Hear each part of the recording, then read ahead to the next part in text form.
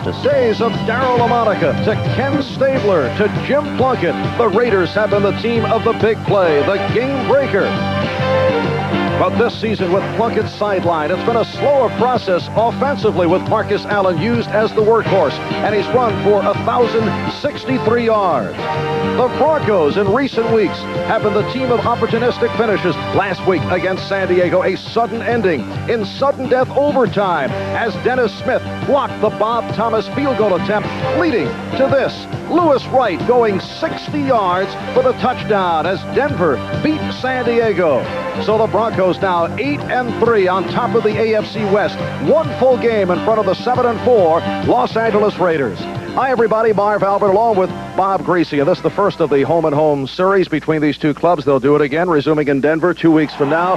And as has become traditional, whenever Bob Greasy is involved in a football telecast, we like to look at what Bob calls the keys of the game. First, for the Broncos.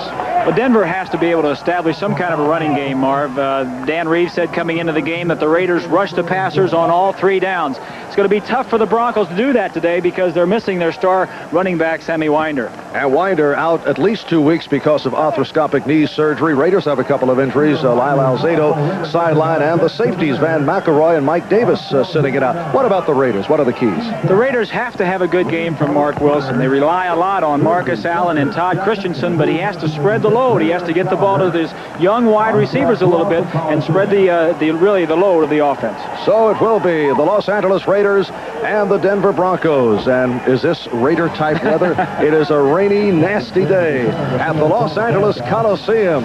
Raiders and Broncos getting set to meet for the first of 2 times this season. EFL back to 1960, and the Raiders with a commanding lead in the series, although the Broncos won both games last year, both by 3 points. This is Marv Albert with Bob Greasy. We're set for the opening kickoff. The 8-3 Broncos and the 7-4 Raiders. The Raiders won the toss, and they will receive as Rich Carlos gets set to kick it off. Last week, the Raiders getting by Cincinnati by the score of 13-6 in a very physical game. Only 1 touchdown in the game. That was Wilson to Allen with just over 2 minutes left on a 7-yard play. And Denver coming off the wild one against San Diego. Sam Seal and Fulton Walker await the kickoff, and we're underway. It is Walker. Flag thrown. Fulton Walker, the one-time Miami Dolphin, runs it out across the 31. A 26-yard return run out by Mike Harton. But here's the referee, Jerry Seaman, with the call. Mike Harton on the tackle for the Broncos.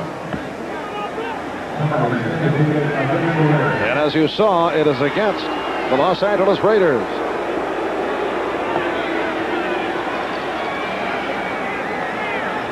So Mark Wilson getting set.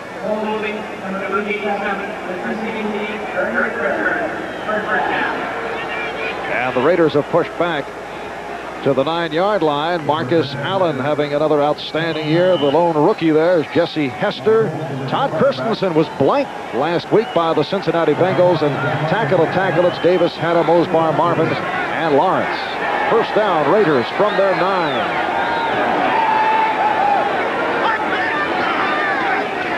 And it's Allen.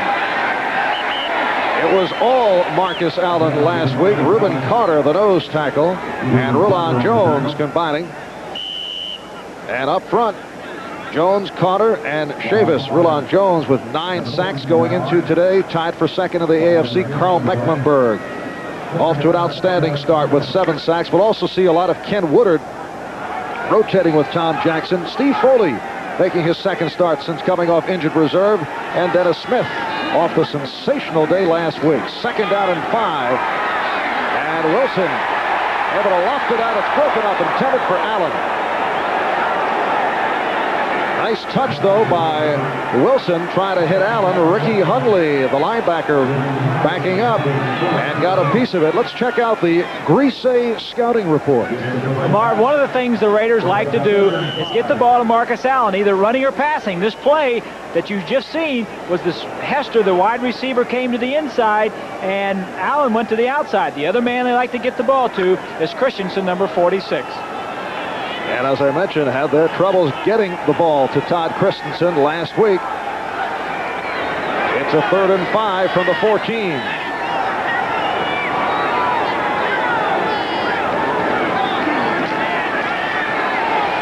And Wilson nearly picked off by Dennis Smith. Intended for Christensen. Todd Christensen, as we mentioned, did not catch a pass last week. As we look at Dennis Smith, possibly an injury to his knee.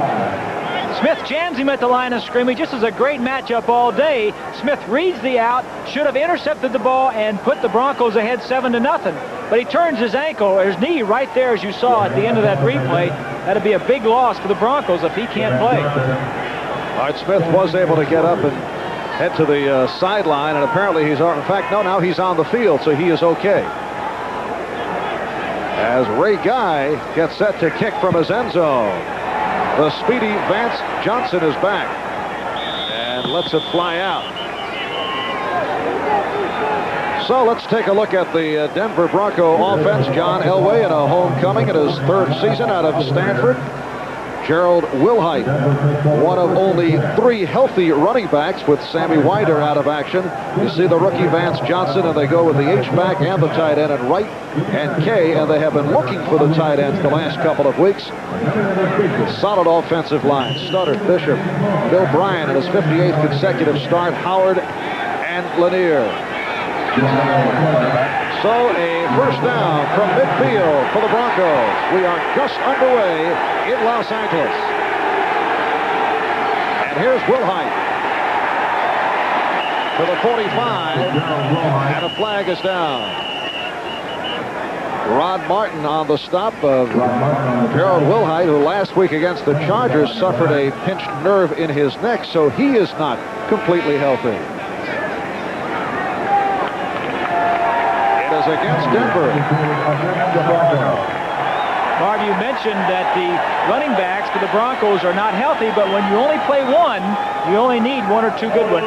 Number 60, offense, still first down. That's the right guard, Paul Howard. Called on the penalty.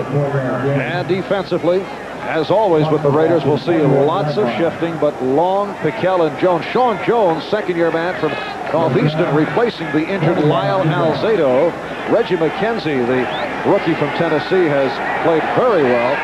And Stacy Turan and Otis McKinney for the injured Mike Davis and Van McElroy. First down and 20 from the 41.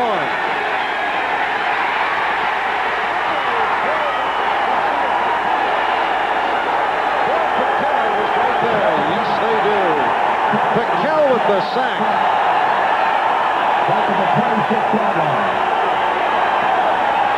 Marv, both quarterbacks have been confused in their first series of plays.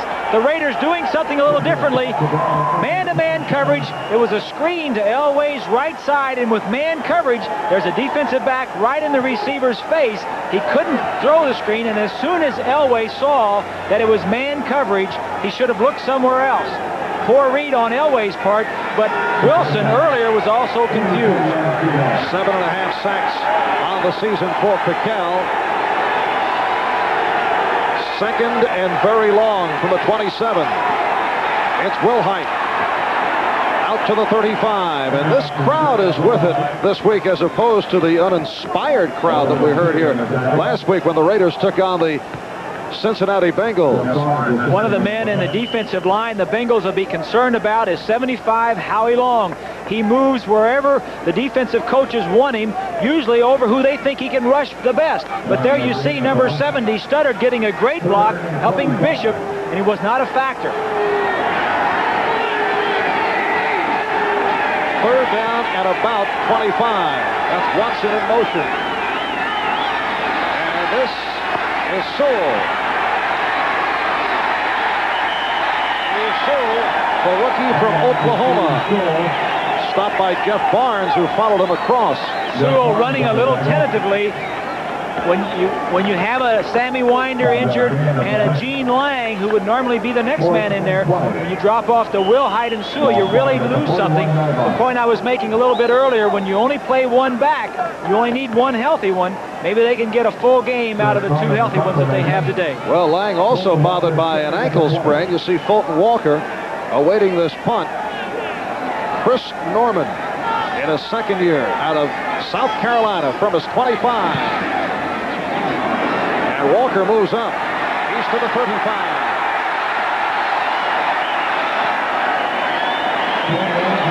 Walker with the return and a timeout. To have bigger hands, and every time you have bigger hands, I think you can grip the ball and throw it better.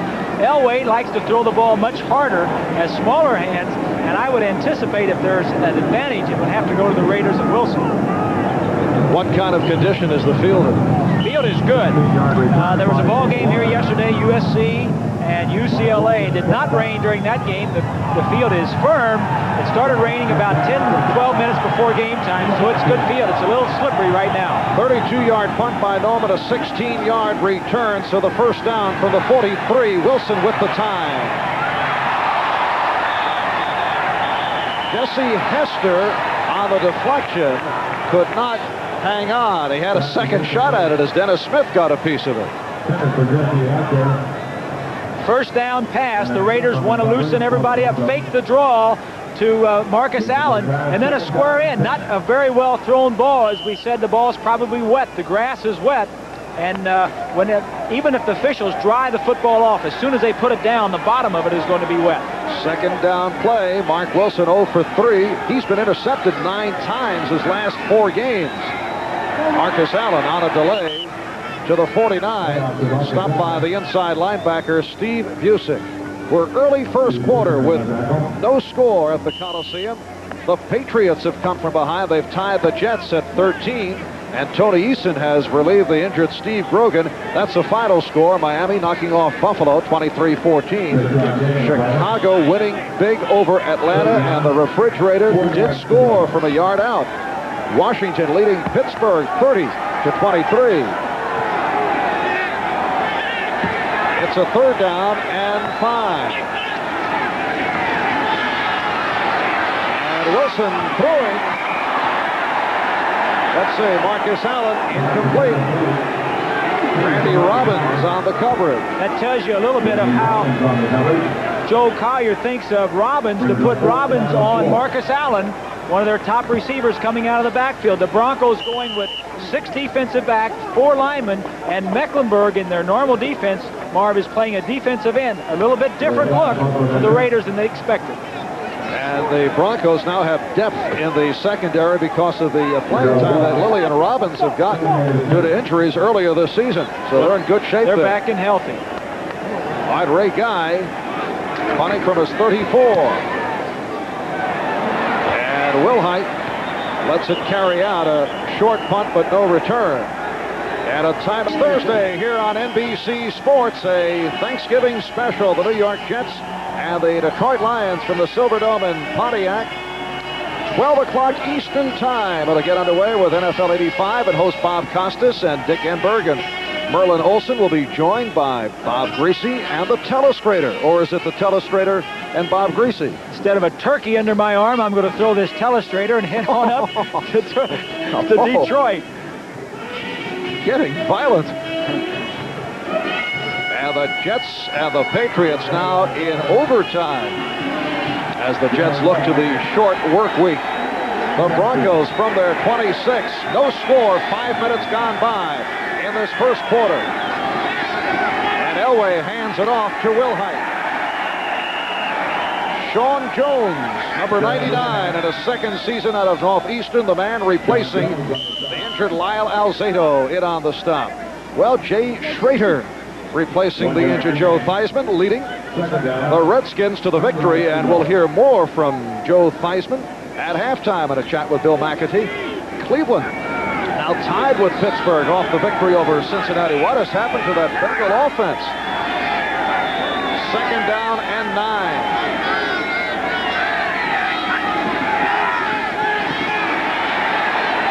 has been thrown. Incomplete. Lester Hayes with the coverage and a nice leap. Steve Watson, the intended receiver. Lester showing his dexterity. Let's see, last year Hayes was referring to Elway because he throws so hard and so effectively as Goose Gossage Elway. Now this season, Lester, a man who always, a man of his times, calls him Goose Gooden Elway. Well, Lester always has the right word for the right moment as we take a look at Jerry Seaman trying to figure out exactly what the infraction was. But you know, Marv, both of the safeties for the Raiders are out of this game as we get the call. Offsides and illegal use of hands, both against the Raiders. Against the Raiders. Here's Lester Hayes with a Ronaldo Nehemiah type leap. Very nice. I think he got a little bit of a pull from Watson over there.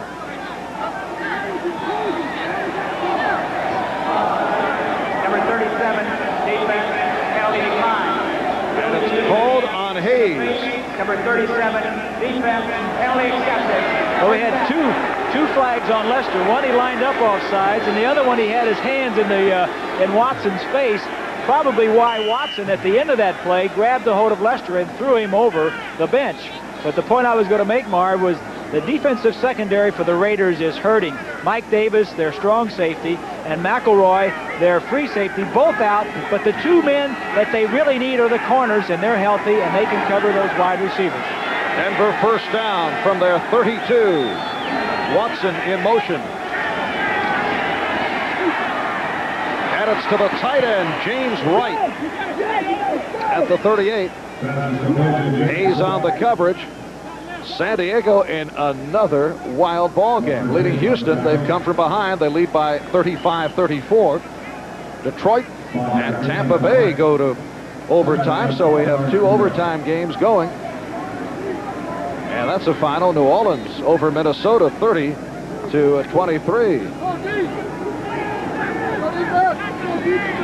Cardinals over the Giants in the first quarter. 2nd and 5. Ball spotted at the 37. And again, Elway to his right. Off the screen, he has Clarence Kay. And has a first down. Hayes on the tackle of Kay. It's a well-designed play, Marv. Elway fakes a pitch to his left side and gets the linebacker coming across, and Kay, initially blocking the linebacker, slips out. You take a look at it, fakes the pitch. That holds the linebackers and also McKinney, and now Kay slips out in the to the sideline. You see a trend here. Kay and also Wright catching passes early in the game. John Reeves wanting to throw to people that they don't normally throw a lot of passes to. You mean Dan Reeves? Dan Reeves. Switchboard lighting up immediately. Wilhite and some extracurricular activity. Harold Wilhite out near midfield. Just under 8 minutes left in this first quarter. And we have no score. Raiders and Broncos, first of two meetings this year. They'll do it again at Mile High in Denver in 2 weeks. There's Turan, Stacy Turan. They don't use him to cover as much as they do to force the run. Davis, who he's playing for, was a very good hitter and a very tough force man. 2nd down and 10. Wilhite. As you see, the Broncos attempting to establish the running game. We said going into the game, Marv, they wanted to establish the run. And again, a flag thrown.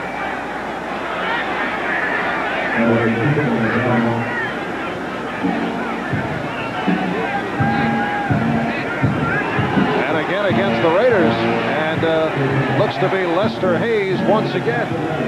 Hayes and Watson were going at each other. Lester very active here in this first quarter. Unnecessary roughness, number 37, defense, first down.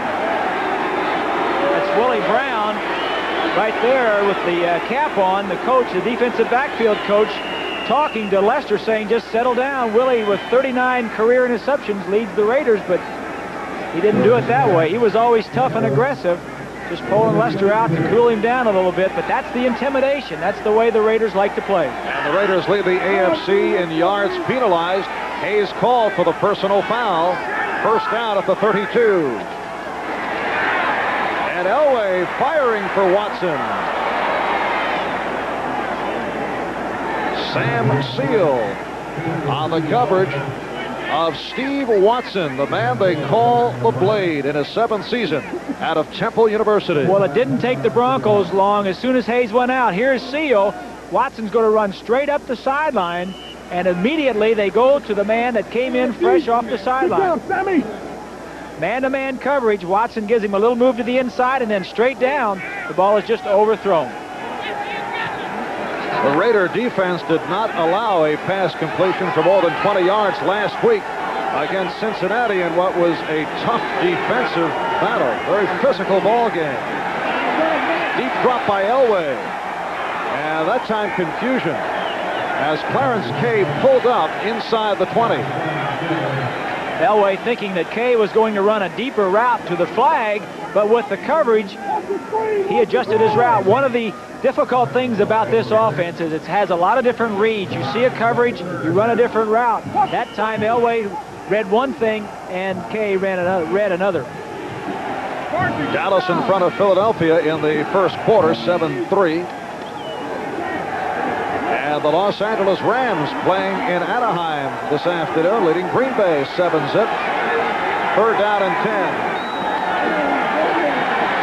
Elway with time, going the shorter route. Vance Johnson, the rookie from Arizona, with the first down on a 15-yard pass play. Stopped by Sam Seal. What a year he is having. Vance Johnson could possibly be the offensive rookie of the year.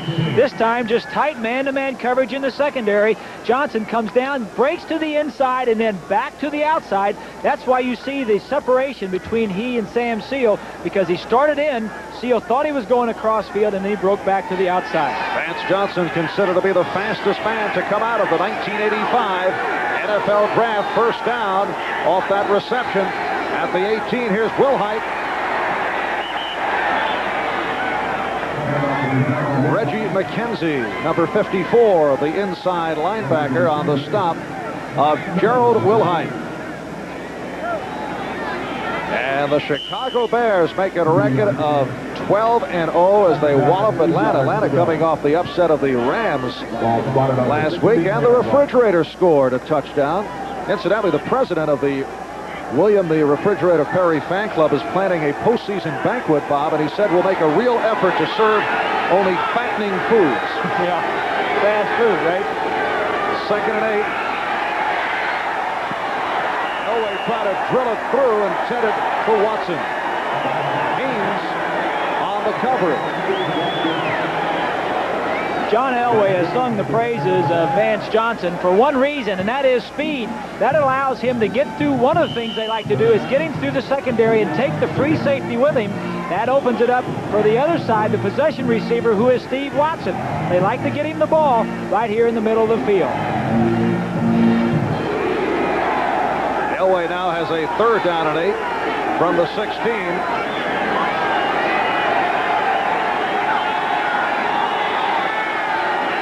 That is Watson, 81, coming across.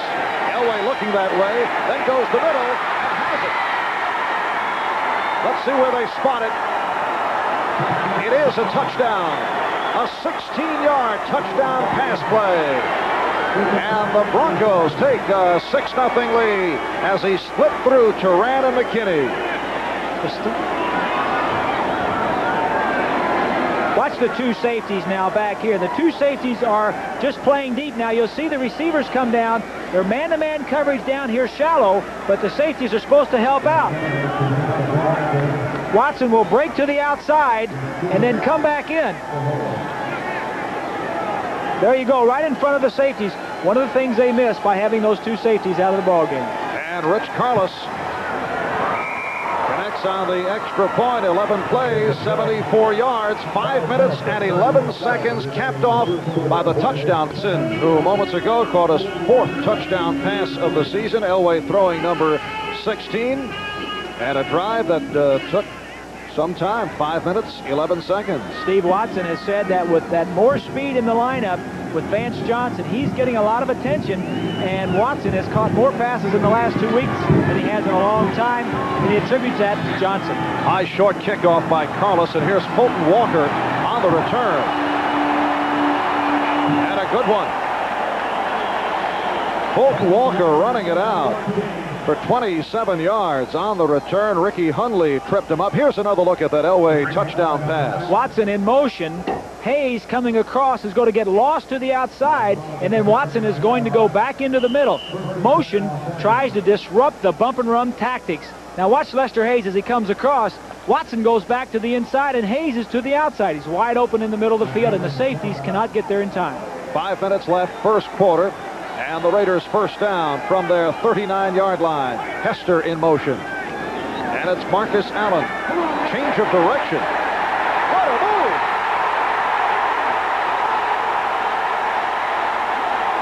Marcus Allen goes the distance.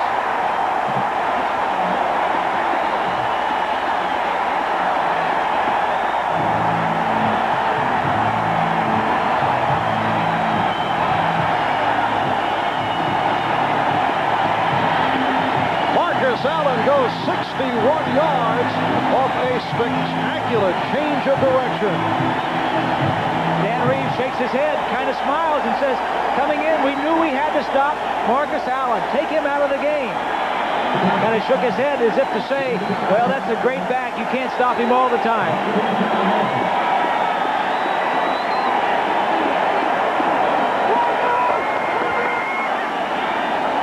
Marcus Allen with 11 touchdowns in all this season. And that is his longest run in regular season NFL play. We're tied at 7 as Chris Barr puts it right through. Crowd here at the Coliseum still buzzing off the 61-yard touchdown run by Marcus Allen. We're tied at 7. Just under 5 minutes left. In this first quarter, Marv Albert with Bob Greasy and Chris Barr with the kickoff. And Vance Johnson takes to the 20, 25. Fumble, solid blocks, a fumble, and the Raiders think they have it. They do.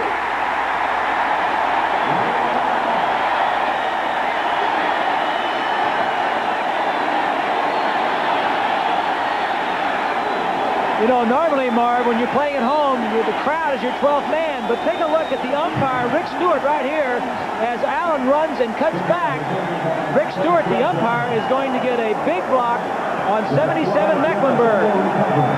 As he cuts back this time, here comes Mecklenburg right there. You're going to see a great block by the umpire as Mecklenburg runs him over. I think that Mecklenburg would have made that play had the umpire not been there. That was not on the Raider playbook. Nor in the defense of the Broncos.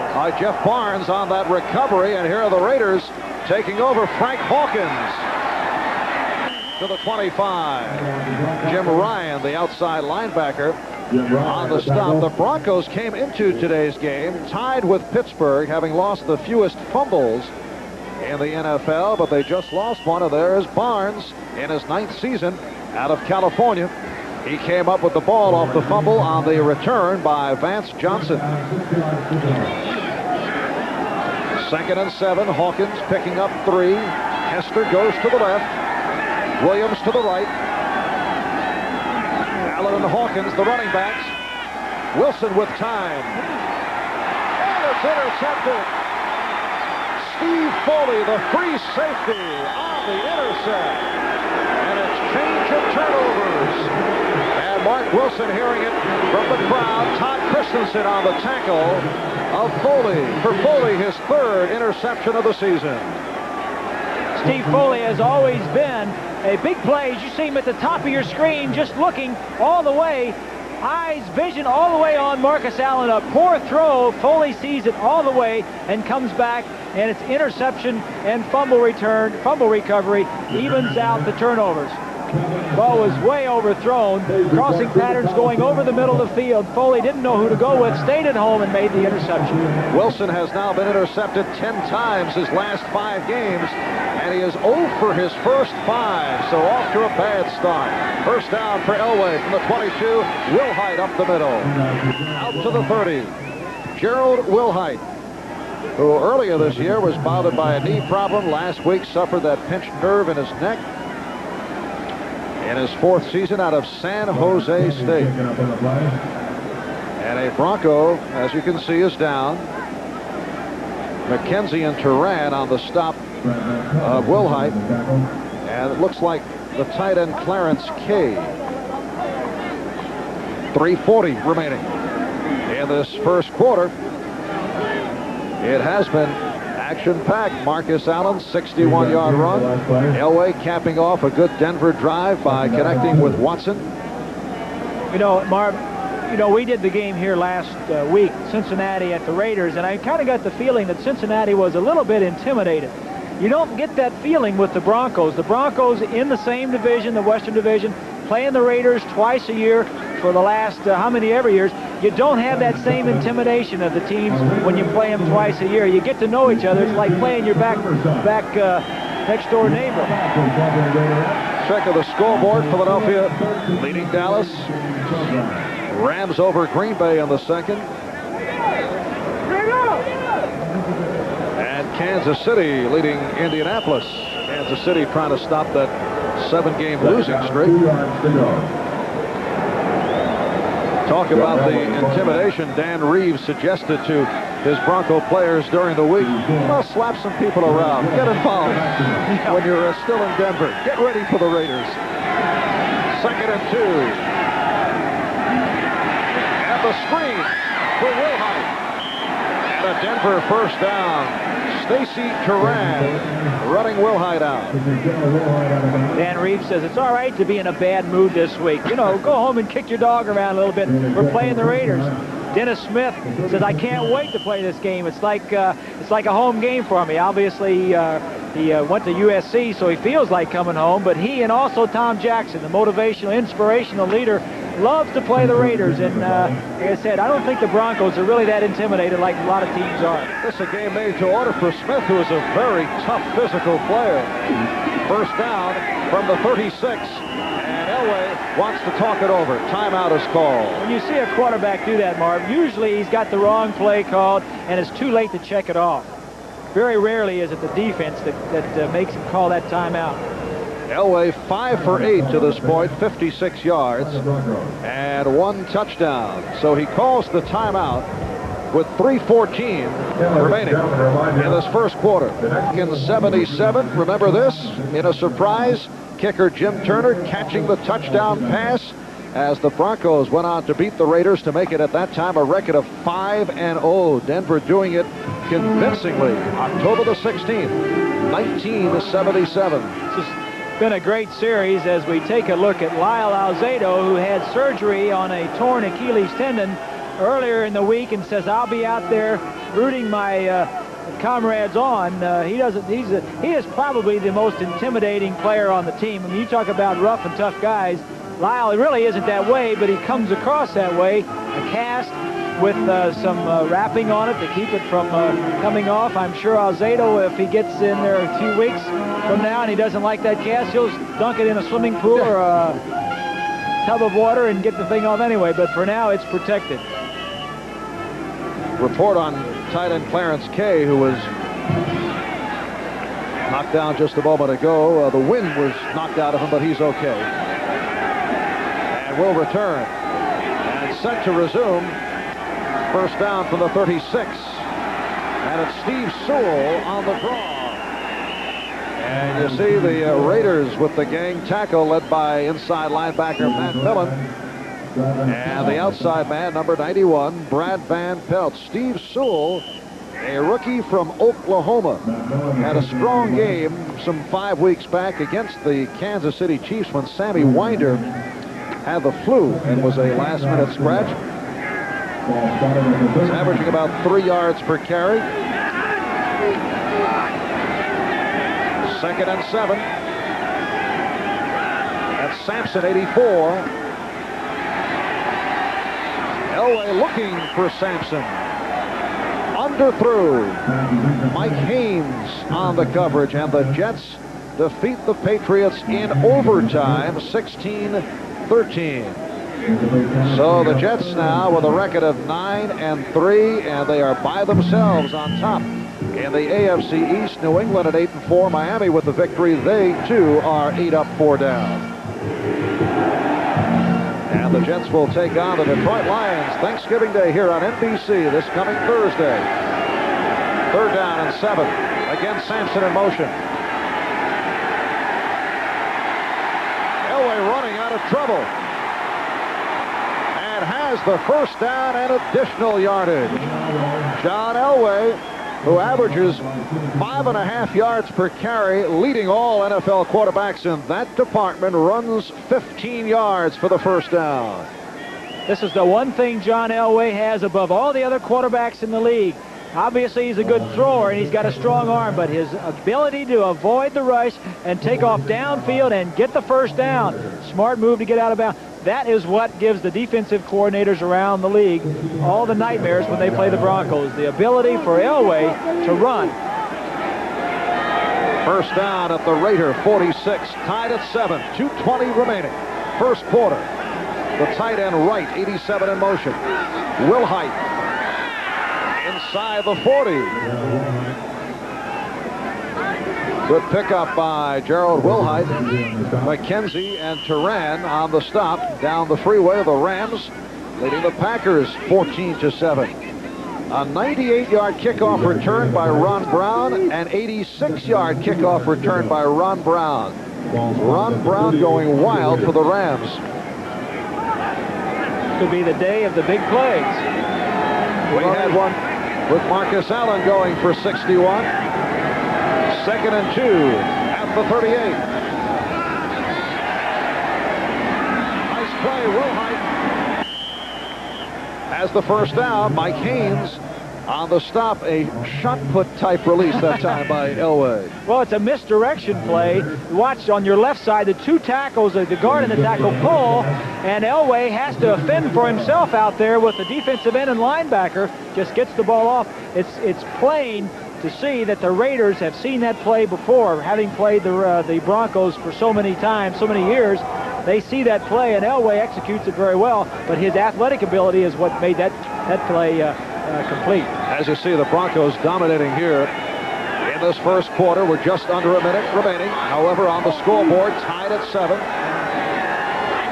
1st down from the Raider 36. A bullet now thrown for a pickup of maybe a yard. Steve Sewell on the reception. Rod Martin making the tackle. Picked up a yard on the play. It'll be a 2nd and 9. You mentioned earlier on our traditional part of the telecast, the Bob Greasy Keys.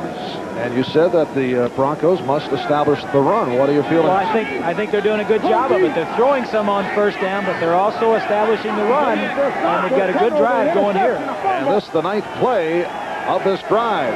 Sampson, 84, peeling off. And Elway to throw. And Steve Watson upset because he felt he should have made the catch. A penalty flag has been thrown. Lester Hayes covering Watson. Only 2 seconds left in the 1st quarter. Why does Jerry Seaman look so happy when he calls the penalties? Well, he's smiling for his mommy, I guess. But again, Lester Hayes on the hold. When you play the bump and run defense and very aggressive, you're going to get it. Watch the grin. Watch this. Holding, number 56, defense, 1st down. It's Barnes, Jeff Barnes, who is on the call. But here you see Watson inside release. Now he's going to stop and go back to the outside. This ball is thrown over 55 Millen, right in his hands, and just drops it. That's what tight coverage will do to you sometimes. You knew he was going to get hit, and he tried to catch it and bring it down, but they got the penalty instead. And a first down at the 30. Fourth penalty called on the Raiders. 2 seconds left in this first quarter. Sewell going to the outside, and the Broncos are running well here in the first quarter. Good blocking inside. McKenzie on the stop. That's the end of the first. So Elway adjusting to the conditions much better than Wilson at this point. And we're underway. Second quarter. The Broncos dominating in the first quarter. They now have a 2nd and 1 at the 20. And again to the ground. Sewell fell down, but picked it up. Steve Sewell actually stumbled. And Sewell now headed to the sideline. Wilhite returns. Denver with their 10th first down of the ball game. The Raiders with only 1, and the Raiders able to score with the big play today, which has not been their formula thus far this season. But Marcus Allen able to tear away on a 61-yard run. There's a shot of the ball, the rain coming down. Whenever that center spins it, it gets it even wetter. I always like my centers not to touch that ball any more than they had to. Here's play action by Elway going for the end zone for Watson. Covered by Mike Haynes. Good coverage by Haynes. Let's go back and take a look at the battle in the pits. 75 is Howie Long. You'll see the hold right there, the right hand of Lanier, 76, and 47 is Wilhite trying to help out, but the initial thrust of Long showed that Lanier had a hold of his jersey just long enough to control him and then let him go. Studdard and Lanier at the tackles, Bishop and Howard at the guards, Bryan at center in his 9th year out of Duke. That was a good hold, though. He had his hands inside the framework, but he had a handful of jersey. 2nd down, 10 play. Wilhite, as Reeves continues to concentrate with the running game. I say a good hold, Marv. A lot of times the officials will look for the arm outside the body to try and control you. But if you have your hands inside the framework or inside the shoulders of the defensive man, they don't see it. But if you have your hands out and you grab the jersey, you're controlling him just as well. Of course, it is all point of view. Opponents of the Raiders and Howie Long claim that Long is the best at making it seem as if he is being held by the way that he's able to have opponents hook him. It is a 3rd down and 7 from the 16. Elway on the roll and fires for Sampson and has another first down. Nice catch by Clint Sampson in his 3rd year out of San Diego State. Picked up 9, and it will be a 1st and goal for Denver. You're seeing the whole package of John Elway here in the first quarter and a half. Outside the pocket gives him more time to throw, and also the defensive backs, as you see right there, they're expecting the ball to come from the inside part of the field. Thought they had good coverage. He's outside on a direct line with Sampson, and the ball was complete. Good play by Elway. Watson to the left, 1st and goal from the 7. That is right in motion. And Wilhite hit by Long. Howie Long saw it all the way. You just can't stop Howie Long. They're going to move him around. Here he's getting inside the block of Lanier and makes the big play. This is what the Raiders need at this point down there. Somebody to come in and stop that running and make some big plays and put pressure on Elway. The first thing you have to do to Elway is contain him, not let him get outside the pocket. Of course, the Broncos have designed rollouts to get him out there, but the thing that the Raiders want to do is contain him because he's much more dangerous outside the pocket than he is inside. Denver lost 2 on the play, and Elway may have called a time. Let's see. Yes, he did. And again, looking to talk it over. So Denver with the timeout. We'll be right back.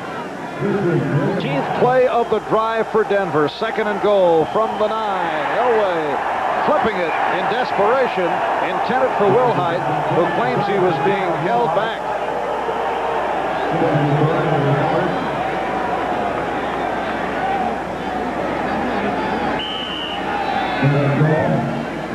Take a look at here what the Broncos were trying to do in sending their flanker across field and the tight end across field and trying to sneak Will Hyde out here. This man right here is going to get in the way. The play action, Turan jams him and then holds on to him a little bit. The jam was legal, the hold was not. 3rd and goal from the 9. We're early second quarter, tied at 7. And a shovel pass, and it works for a touchdown. What a play.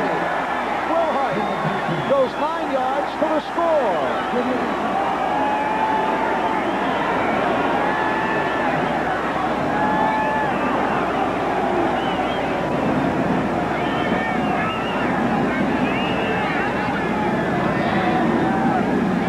That was not quite good in Elway. No, it wasn't. It was the old shovel pass.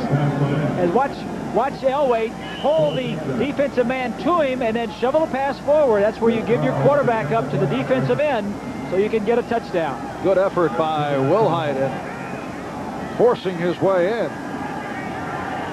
And here is Rich Collis. Penalty flag thrown. And here is Collis again. The Denver Broncos, and they now lead the Los Angeles Raiders by the score of 14-7. 2.5 minutes gone by in the second quarter. Marv Albert with Bob Greasy, and the kickoff by Rich Carlos. Taken by Fulton Walker across the 30-yard line. Jim Ryan on the stop of Walker, who ran it out 21 yards. Let's go back and take a look. A well-designed play. The 3 receivers on this side are going to the outside. The defensive end is the man they're going to sucker. As he comes upfield, Elway is going to pull him, and then he's going to pop the ball right back inside to Will Hyde as he goes in for the score. The 3 receivers open it up to the outside. Elway draws the defensive end. He has an extra blocker. He sees the goal line and goes for it. I'm very impressed with the offensive game plan so far of the Broncos. But the Raiders struggling to this point. Mark Wilson is 0 for 5. And Wilson a throw, and there's his first completion. Todd Christensen, who did not catch a pass last week against Cincinnati, stopped by a very physical Carl Mecklenburg. This is exactly what Wilson and the Raiders need, especially Wilson. As you see Mecklenburg trying to cover the tight end, just throw something short to get the drive started and to get Wilson's momentum going. Picked up 4, 2nd out and 6. Todd Christensen in his 7th year out of Brigham Young. Marcus Allen, short pickup. Free safety Steve Foley on the stop. Mark Wilson replacing the injured Jim Plunkett, who is still sidelined with a dislocated shoulder. Plunkett has been back throwing this week, Marv, not with the offensive unit, but against the Raiders defense as they prepare. Actually, he was throwing the offensive plays that the Broncos are going to use coming into the ball game, but he's a man that they hope to have back later on in the season, but Mark Wilson is the one that's going to get them into the playoffs. 3rd down and 3.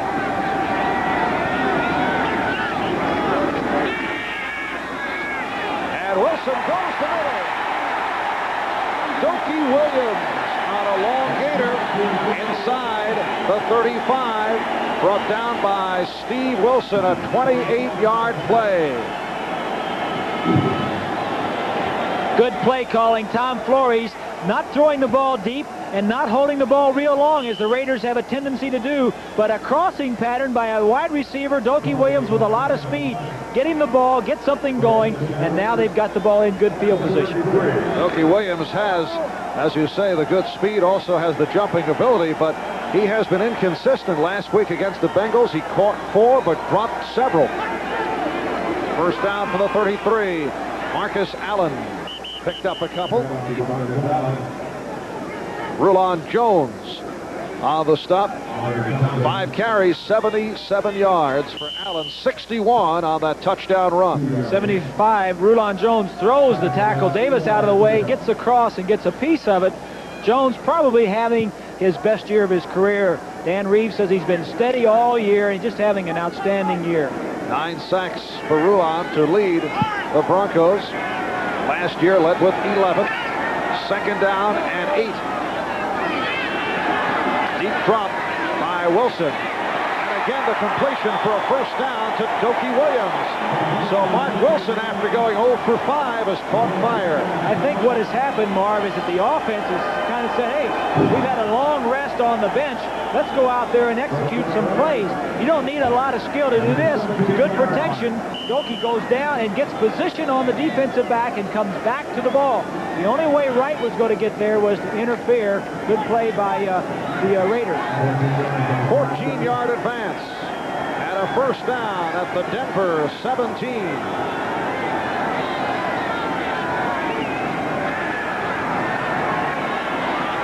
And Wilson has Hutchinson. Touchdown.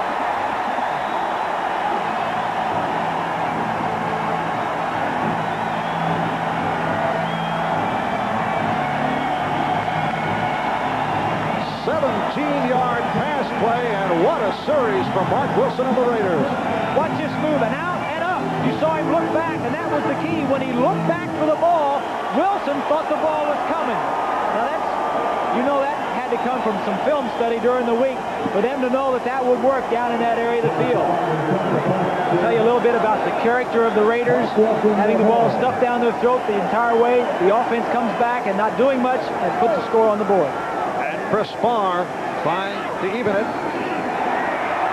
and does. 6 plays, 68 yards, a quickie drive, and we're Tostenson combining with Mark Wilson to tie the game up at 14, 8:45 remaining in this first half, and Chris Farr getting set to kick it off. Christensen not very happy last week when he didn't catch a pass. Thought he was open a few times, has already caught 2, and really 2 big plays to get that offense back in gear. Vance Johnson, Daniel Hunter, back deep. And this is Johnson from his goal. Oh, he stumbled out to the 10 and continues to stumble, but makes it into a nice return out across the 25. 26-yard return for Vance Johnson. Let's go back and take a look at Christensen coming off the line of scrimmage. Now watch when he looks back. Right here, if you can stop it right there. See his head looking back? Now that sells it, because right here, when he sees that, Wilson looks back too. Now watch as he looks back, and now he knows the ball's not going to be thrown short and turns it upfield, but he sold the short out, and then he beat him on the up. The telestrator showing us with arrows. Very nice, Bob. Yeah, we got everything over here. How impressive. Will the arrows show up on Thanksgiving Day for Dick and Merlin? James Wright. But a penalty flag is thrown right on the reception run out by Reggie McKenzie.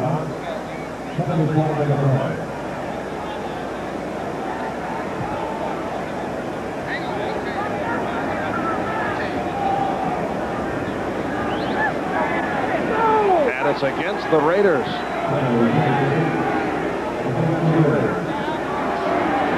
So once again, the Raiders are hit with the call. Illegal use of hand to the face, number 22, defense, penalty decline, first down. That's Mike Haynes, the right cornerback. He said, me? Was it on me? But I tell you, Marv, it's the style of the defense. It's aggressive. They bump and run, the wide receivers. Denver's defense is not that way. It's more of a bend but don't break. And I think the Raiders, having had 5 Pro Bowlers on the defensive team, is more of an individual type of defense. The Broncos have excellent players, but they don't play the same style, so they really don't get the recognition that some of the Raiders do. Will Height, the lone deep back. Johnson in motion. And here's Will Height. Across the 40-yard line, Matt Millen making the tackle. There's Matt, number 55. Fiery player, hasn't missed a game in 5 years in his 6th season out of Penn State. He loves to play. He says after a ball game, sometimes he says, I can't sleep. He's actually, you know, after they shoot the films of this game, they'll go back and develop, and he'll go back to the training facility and wait for the films to come in, because he can't wait to see them. Loves to play the game. 2nd down and 5. And Wilhite trying to make the turn, but hit for the loss. Rod Martin, the outside linebacker, and the strong safety, number 30, Stacy Turan, getting to Wilhite. Paul Howard, number 60, will pull to the left side. Now Jones, 99, makes the play. Long tried to get in there, but everybody pushing it back into the defensive secondary, and Turan gets to come up and finish it off and get credit for the tackle. But Jones and Long were both in there to help stall the play. 3rd down and 9. Wilhite now 11 carries, 35 yards. Elway trying to get out of the pocket, but brought down across the 35 by Jeff Barnes. So Jeff Barnes, who had that fumble recovery earlier, now able to get to the quarterback. Jeff Barnes in there because of his ability to cover on passing situations. Made a big play because if Elway breaks that tackle, everybody else in the secondary was turning and running deep, and Elway would have run for 15 or 20 yards and would have picked up a 1st down. Chris Norman, who has come on in recent weeks after hearing the criticism earlier in the season, had a turning point game, an outstanding game against Seattle 5 weeks ago. A line drive, Fulton Walker on the return. Breaks tackles, and then smothered at the play drive leading to the touchdown, led by a hot Mark Wilson after he went 0 for 5. Start up from their 37. And it's Allen, stopped for a loss by Carl Mecklenburg. The Broncos defensive coordinator Joel Collier mixing up his defenses. Mecklenburg is the key. Sometimes he'll be in the line. Sometimes he'll be at a linebacker. He'll be anywhere in that defensive line, and they're doing a good job mixing it up. Jim Plunkett on the sideline, smiling. Hopes to get back in a couple of weeks and possibly help this team later on in the season. Plunkett out with a separated shoulder. And his replacement, Mark Wilson, has a 2nd and 11. And has time. A bullet. And Allen to midfield for the 1st down. Well, Wilson gambling as he drove that one through a couple of defenders and hit Allen. Exactly, Marv. In between 2 defenders, right over the field. You see him looking at him. Whenever you look at a receiver that long, bad things could happen as far as the offense is concerned, but he gets it in, breaks 2 tackles, and gets upfield. When you look at a receiver, also the defensive backs who are looking at you are going to go to that receiver, and he got it in there. At least 1 catch for 39 consecutive games for Marcus Allen. And now Allen on the ground, picking his way for 5. Reuben Carter, the nose tackle, making the stop. It'll be a 2nd down and 5. Reuben Carter, 68, and Mosbar, 72. The fight goes on in the middle as you see Mosbar with a handful of jersey. But that's where the running game starts and finishes as far as the offense and defense. If you can control the nose, you can run up the middle, and if the nose man controls the center, then you're going to have a guard from one side or the other, double team on the nose and on the nose, and you're going to have somebody open to make the tackle. 2nd and 5 for the Raiders. That's Allen peeling off. And Wilson going deep for Hester. And that was a sure touchdown, but Hester could not hang on. You see the disgust in Mark Wilson's face. He has taken some abuse from the fans for the last several weeks. You can't throw it much better than this. It's a little bit to the inside, but Hester is already beyond him, so it's all right. You've got to catch these balls. He had it, but he didn't hold on to it. Crowd reacting because the play that you just saw was also shown on the huge screen here at the Coliseum. Well, this is what we said in our opening, that the wide receivers that the Raiders have always had good ones are not making the big plays this year. 3rd down and 5. And Wilson is stopped. He could not get away. Mecklenburg with the ankle tackle. Mecklenburg moving around. This time is the right defensive end along with Rulon Jones. Jones comes outside and Mecklenburg goes inside, and that forces Wilson out. This is the big difference, Marv. When I started playing, you could outrun those defensive linemen, and when I quit, you couldn't. I don't know if they got faster or if I got slower. Probably a little of both. Let's see, using yourself as the measuring stick. Mecklenburg now with 8 sacks on the season. And the punt by Ray Guy.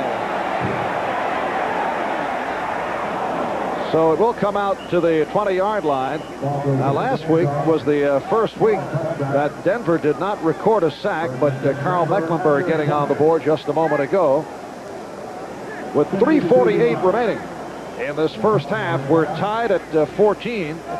It's the elbow of Mark Wilson. When he went down that last time in the sack, he kind of grabbed his arm. I think what he did is he jammed his arm and shoulder when he hit the ground, and they're looking at that left shoulder of Mark Wilson. The backup to Wilson is Rusty Hilger, who has played very little, but has had his moments, a rookie from Oklahoma State. Wilson trying to walk it off. 52-yard punt by Guy, and a first down from the 20 for the Broncos. Will Height. Stopped by Turan. Stacy Turan getting right to the running back, Gerald Wilhite. Turan playing very well in the place of Mike Davis.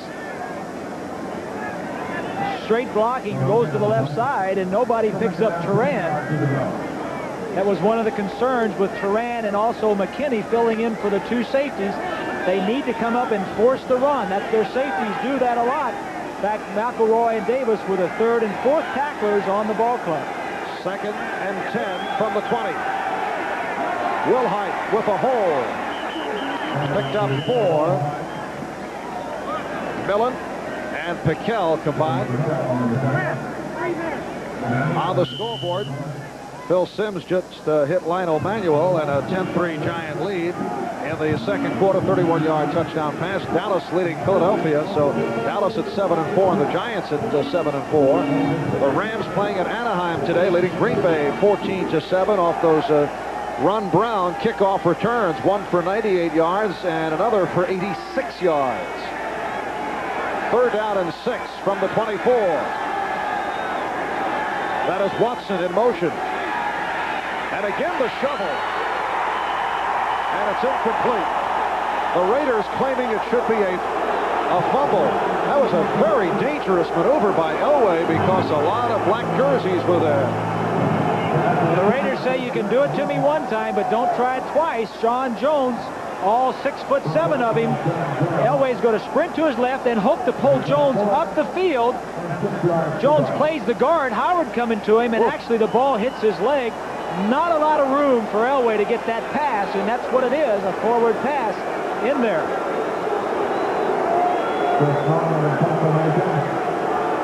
And on 4th down, Chris Norman will punt from his 9. 3rd punt of the day. Fulton Walker back at his 40-yard line. And a short punt, but gets the roll. Penalty marker is down.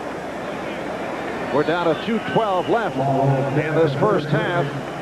Norman will be credited with a 43-yard punt. But let's see what the call is here. Referee Jerry Seaman.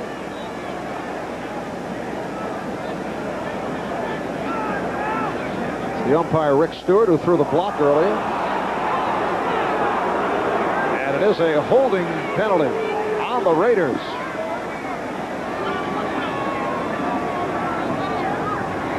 As long as that is after the kick, then the Raiders will maintain possession of the ball. But if that was before the punt, then the defensive holding would be an automatic first down. Obviously, the Raiders are going to keep possession, so it must have been after the punt.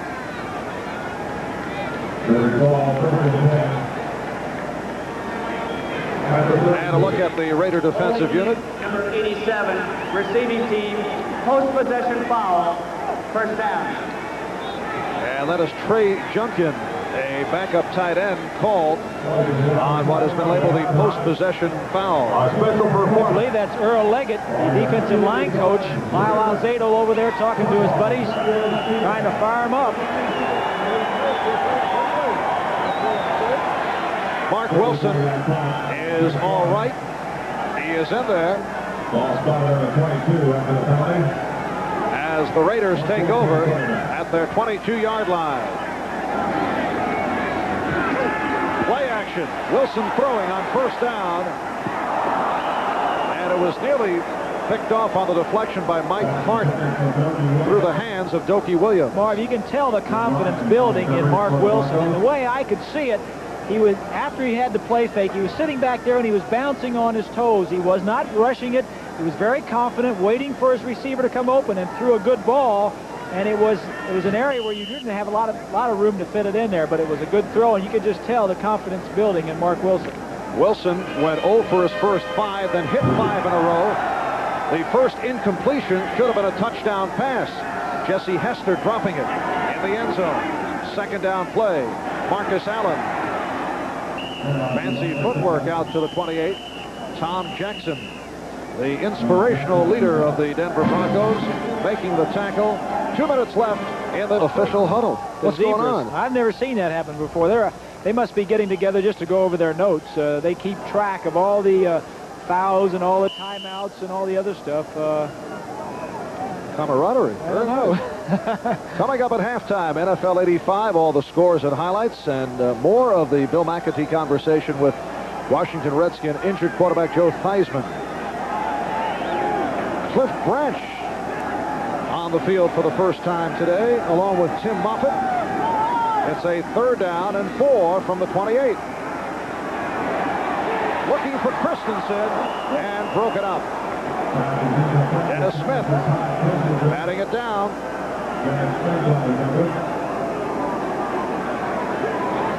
Here you see Christensen and Smith, the battle that we thought would go on all day. Now the wide receiver comes inside. Christensen makes a little look to the outside, but he didn't have time. I think he was going to try to do the same thing he scored on, but when he got jammed at the line of scrimmage, as he throws his hands up, he says, I should have had it if he just threw it out there far enough. Ray Guy, one of the NFL's great ones. He's played in 22 postseason games, 3 Super Bowls. And Gerald Wilhite awaits the punt. And a short one. How's that for a build-up? And a guy comes through with one of his worst punts. You know, all the years I've seen Ray Guy punt, I think he has shanked fewer punts than any other punter that I've watched over the years. Take another look. The snap was perfect. He knew it was a bad punt right off the bat. 13-yard punt for Ray Guy.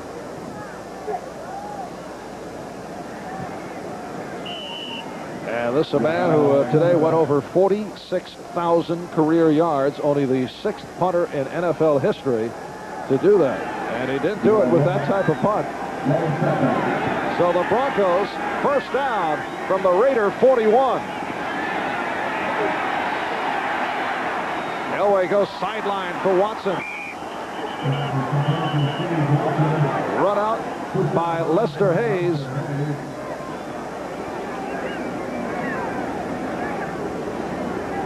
Minute 38. It's a great matchup, Marv. Watson, the fine possession wide receiver, going against Hayes and Haynes, 2 of the best bump and run defensive backs in the National Football League. It's interesting because a possession receiver like Watson, and then on the other side you've got the speed of a Vance Johnson. Broncos first down from the 31.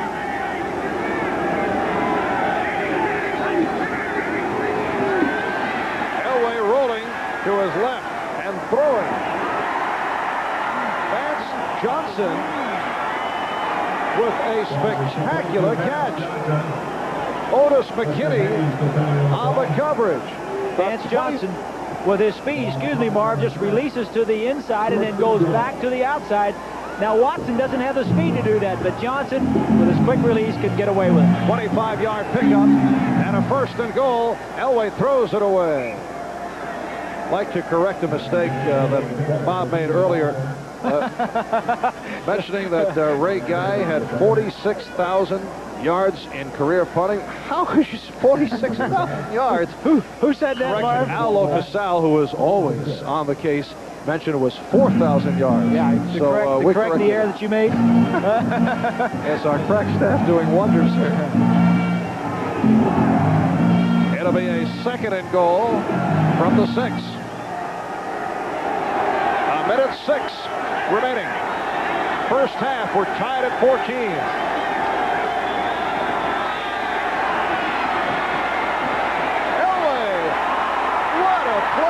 Rolling right and throwing left for the touchdown to Clarence Kane. How many quarterbacks can do that? The roll to the right and throw across the field. They probably work on this play a lot in practice, and probably not too often does he throw it way back over to the left side. His primary receiver falls down in the end zone. Now he has 2 other ones, and the arm to get it back all the way across field is something that only Elway, probably 1 or 2 other quarterbacks in the league could make that throw. An extraordinary play with 59 seconds remaining in this first half. And here's Rich Collis off the high snap. And Denver now by 7, 21-14. The kickoff by Carlos, taken by Walker. This is Fulton Walker. Across the 30. Nice return. He went 26 yards on the return. John Elway has now thrown for 3 touchdowns. He's 13 for 21, 125 yards, 18 touchdown passes on the season. You may recall Elway went through that drought. He went some 4 games several weeks ago where he did not throw a touchdown pass, although Denver was in the process of winning. And he has not played well, really that well, against the Raiders in his brief career. No touchdowns and 3 interceptions in the 3 games that he's played against them. Wilson throwing, first down. Flag is down. The intended receiver, Jesse Hester. Dennis Smith, stride for stride. Dennis Smith covering on the play. Penalty flag number 2. And a penalty will be indicated by the referee, Jerry Seaman. It is against the Broncos. Penalty is indicated against the Broncos.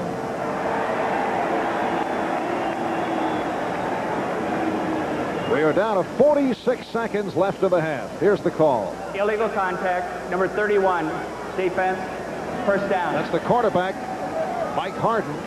Mike Harden having a good year as the only defensive back. Now you can jam him for 5 yards. I don't see anything there, so it must have been earlier. The official had to wait to see that the ball was thrown. And once it was thrown, he said you cannot jam him further downfield than 5 yards. First down for the 36. Wilson with the time. And almost intercepted by Dennis Smith. He had a better shot than the intended receiver, Jesse Hester. Dennis Smith coming off a tremendous game last week against San Diego. Blocked 2 field goals, 1 leading to that overtime win. Also knocked down 3 passes. Played his college ball at University of Southern California. Reeves says that he is really the best athlete in the secondary and maybe one of the best athletes on the team. He was injured a little bit earlier this year, and they really need him back in that lineup, and he's playing very well.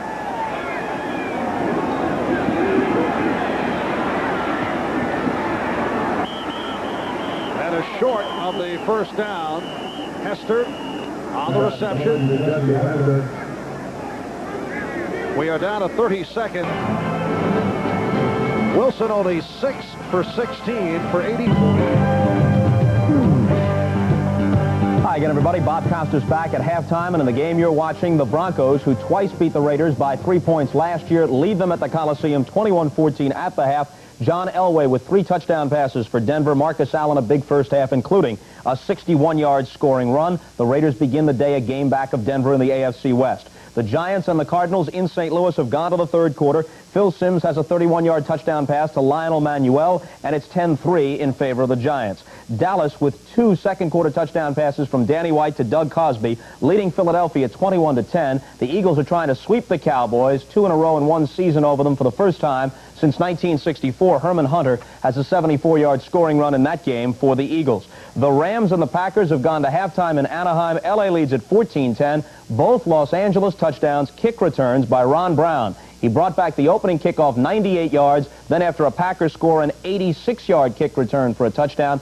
That ties him with the Eagles' Timmy Brown and Travis Williams, who did it for the Green Bay Packers with 2 kick returns in a single game for touchdowns. Kansas City has lost 7 in a row, but they're leading at home 17-0 at the half against the Indianapolis Colts. Earlier today, the Jets took undisputed possession of first place in the AFC East. They're now 9-3, a game in front of the Patriots and the Dolphins. They ended New England's 6-game winning streak by winning in overtime 16-13. Freeman McNeil did not play much for the Jets. Their big play offensively in regulation, 88-yard touchdown pass from Ken O'Brien to Wesley Walker. In the first half, Steve Grogan sprained his left knee. He departed. Tony Eason quarterbacked the Patriots the rest of the way. The Jets led 13-3. The Pats scored 10 times in the fourth quarter to close the game up at 13-13 and force overtime. And then this proved to be the winning play.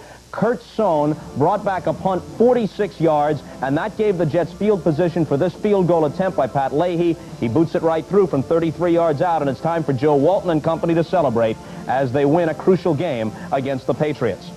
Miami defeated Buffalo at Buffalo 23-14, 2 touchdown passes for Dan Marino. Up next for Miami, the Chicago Bears. The Bears are now 12-0. They will have to play the Dolphins next Monday night at the Orange Bowl, and Miami hardly ever loses at home, so it'll be a stiff test for Chicago, but you have to wonder who, if anybody, is ever going to stop them. In their last 3 games, the Bears have yielded 3 points. The Lions got a field goal a couple of weeks ago. Now they put together back-to-back shutouts, 44-0 at Dallas, 36-0 at home today against the Atlanta Falcons. Refrigerator Perry had his 3rd touchdown of the year, diving over from a yard out. And Walter Payton had better than 100 yards for the 7th consecutive game. That ties the record. He now shares it with O.J. Simpson and Earl Campbell, and Payton's performance included this 40-yard scoring run in the second quarter. 12-0 for the Chicago Bears. Most definitely the monsters of the Midway at this point. 36-0 the final today. Washington defeats Pittsburgh 30-23. Ken Jenkins brought back the opening kick of the game, 95 yards, not for a touchdown, but to the 3 for Washington. George Rogers took it over from there. Washington comes out on top by 7, and Pittsburgh's record is now 6-6. They're tied for first place in the AFC Central with the Browns, who with Gary Danielson at quarterback defeated Cincinnati today 24-6. Houston rallies and defeats San Diego in a remarkable game, 37-35. Wes Chandler caught an 11-yard scoring pass on a 4th down play from Dan Fouts with less than a minute to go, and it appeared that San Diego had won it on that one. However, on 4th and 15, Oliver Luck came back. He hit Tim Smith down to about the 33-yard line, and that set up this Tony Zendejas field goal with 7 seconds to play. He puts it through with room to spare, and Hugh Campbell's team has the victory, 37-35. Now, Houston and Cincinnati are a game back at 5-7, and the other 2 clubs, the Browns and the Steelers, both at 6-6 in the AFC Central. Tampa Bay, on Donald Ikwabuki's 4th field goal of the day, beats the Lions in overtime at Tampa Bay 19-10. The Bucs are now 2-10 on the year. It was Steve Young's debut as their starting quarterback, and with Earl Campbell rushing for 160 yards, the Saints pass statistics. There you see the turnovers, 2-1. The Raiders only 6 first downs. Time of possession is big for the Broncos, and 6 of 16 for Mark Wilson. First half, I think, has been pretty inconsistent. That's about the way he came into the game. There were some spurts where he played very well, but then the other times, not so well.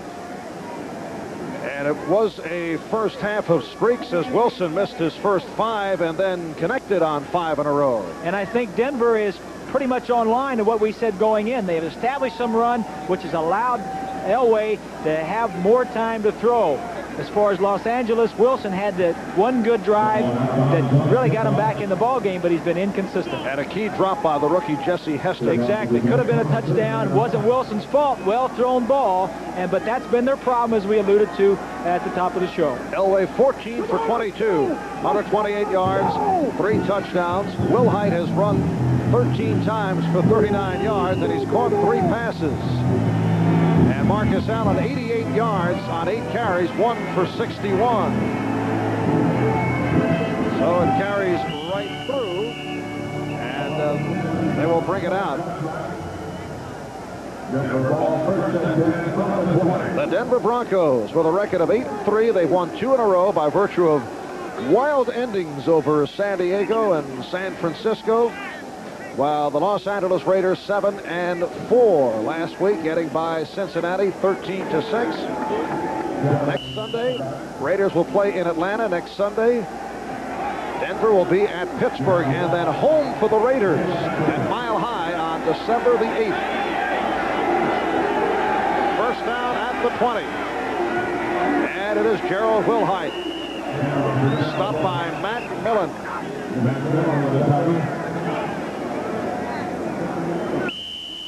There you see, or you probably didn't see, there was a huddle there between Dan Reeves and Gary Kubiak, giving the signals to the quarterback, and they try to shield him from the other side so the Raiders can't pick him up.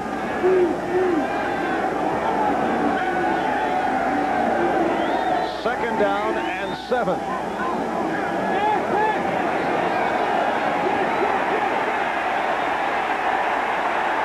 Elway saw his receiver covered, coughed it up after the whistle. Sean Jones, the right defensive end, getting to John Elway. To see good protection, the offensive line. Elway drifts that way, which is really hurting the protection. Had good coverage downfield. Two receivers were breaking to the outside, and one was trying to break to the inside to shake loose. And that time, the defensive backs were jamming them, and they didn't get through. So Jones gets credit for the sack, his 5th of the year, 3rd for the Raiders today. Looked like the receiver Vance Johnson was knocked down. 3rd down and 7. Watson in motion. And the swing for Sewell. He tried to turn up to pick up the first down, but could not. Jeff Barnes and James Davis would not allow it. So the punting unit checking in, led by Chris Norman. Lester says, I got my man. Takes him all the way out. I don't know about that, Marv. That might be a little extracurricular activities. I mean, he jammed him within the 5 yards, but then he took him 10 yards out of bounds. It's Lester believes in finishing plays off. Finishing him off. He did that. 4th punt for Chris Norman. And Fulton Walker at his 40. Good coverage by the Broncos, led by Daniel Hunter.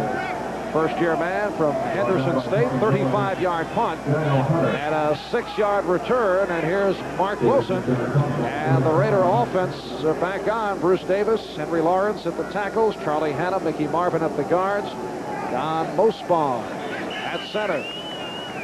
Yoki Williams to the right.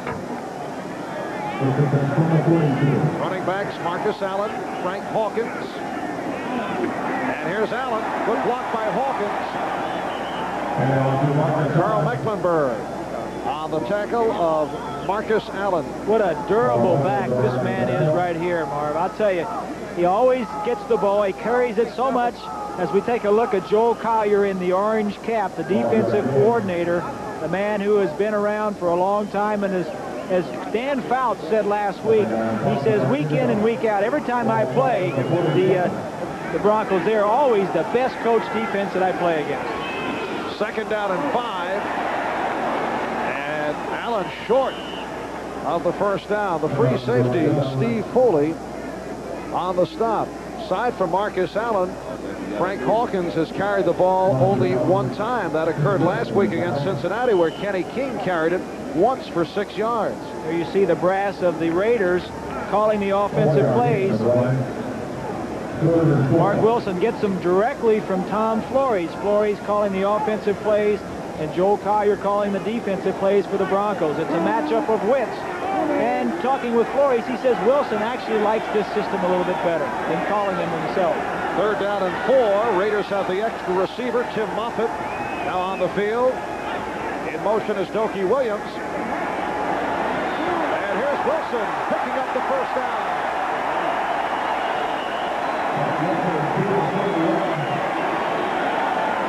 Well, Mark Wilson was given the center of the field, and he took advantage. You see the linebacker, 52, Woodard, run out of your screen. He's going to cover a man, so everybody's got a man downfield, and there's no one left to cover the quarterback. Take a look at the line play. Mecklenburg, 77, gets upfield. He and Jones are too far upfield, and Wilson says, I'm going north, and see you later. Picked up 10. Allen led by Hawkins. Allen breaks the tackle. Steve Foley could not contain him. And the Raiders now deep in Denver territory. What a great player this man is. I alluded to it a little early. Very durable. The Raiders lean on him. He has got to be one of the best running backs in the game, not only for his running ability, he can throw the football, and a great receiver coming out of the backfield. In fact, coming into this year, he had caught 4 more passes in 26 of the 41 games that he played in. Great receiver, great talent. 28-yard run, puts him over 100 on the day, as you saw. And they go right back to him. Steve Busick on the stop. You know, Marv, one of the problems of having such a good back is, as Allen in the backfield, you have a tendency to go to him too often. You don't want to go to him too much, but by the same token, you want to get him the ball so he can do some things with it. But you got to have that fine balance where you don't overuse him, but yet you don't underuse him. Do you think they overuse him? I think they're overusing him. They're depending on him too much. They need to spread the load, but the wide receivers have really let him down. They're just too young, and they haven't come through yet. Picked up 2, second down and 8, down at the 12. The swing, it's Hawkins. Close to the first down marker, but short of a first down. Foley on the stop of Frank Hawkins coming out of the backfield.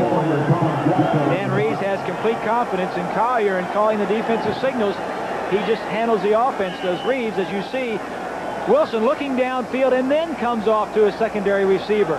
That's the way to do it. Look downfield, and if nothing's open, then drop it off. You read deep to short. You look downfield first, and then you come back to your shorter receivers. Third down and 1. Raiders go double tight end. Andy Parker has come on.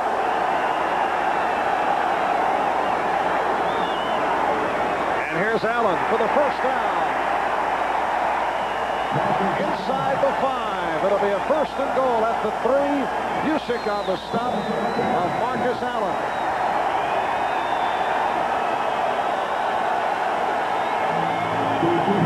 Marcus Allen has gone over 100 yards 7 times in 8 games, 7 out of the last 8. He had 135 against Cincinnati last week.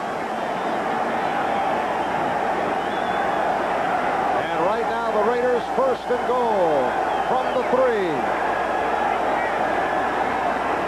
Play action with time. Has a man open. Touchdown. It's Trey Junkin.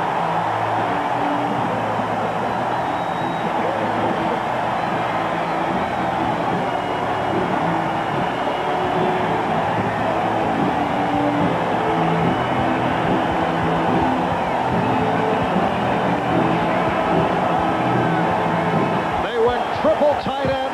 Junkin in his 3rd year out of Louisiana Tech with his first touchdown. His 2nd catch as a pro. Used to be a linebacker. He probably caught more passes being a linebacker than he has as tight end. And Chris Barr has tied it at 21 with 8:55 left. Coliseum in Los Angeles. The lights have been on right throughout. Denver and Los Angeles tied at 21. 8:55 remaining. 3rd quarter. The kickoff by Barr looked to surprise the Broncos. Let's see. It went the 10 yards. And the Raiders have recovered. Looks as though Chris Barr makes the reception. It was Barr who came up with it. Watch the middle. There's nobody for the Broncos in the middle. He just kicks it 10 yards and says, I'll go get it. You defend me. And the 2 Raiders knock the Broncos out of the way. Something that they, I'll obviously felt coming into the ball game from their film study that the Broncos leave too soon to go back into to their blocking. A good play and beautifully executed. So the Raiders get it back. And here's Allen.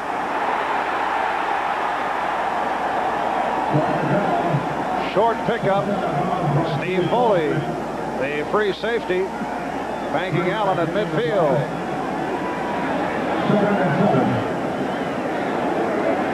The touchdown. Let's go back. Here is Junkin. He is blocking on the play. They wanted to throw it to this side over here.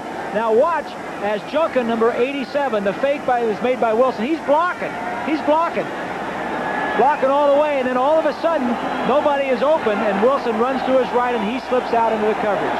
Ray Junkin signed as a free agent, played for the Redskins last year, and Wilson unleashing deep. Intended for Dokie Williams. They have the speed on the outside, Marv, that they have always had in Branch and all the other great wide receivers. They still like to throw the ball downfield to put pressure on the defensive team.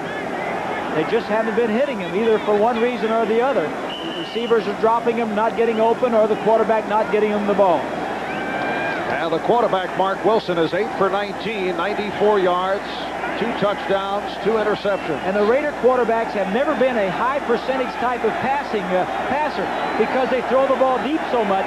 They're going to miss a lot of them, but when they do hit, it's usually for a big play. 3rd down, 7 from midfield. And Wilson sliding for the first down.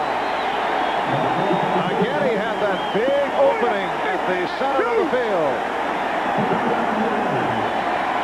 Wilson seems to have been standing on the sideline watching Elway and the Bronco offense because he is saying, hey, if they're covered downfield, why don't I take off running?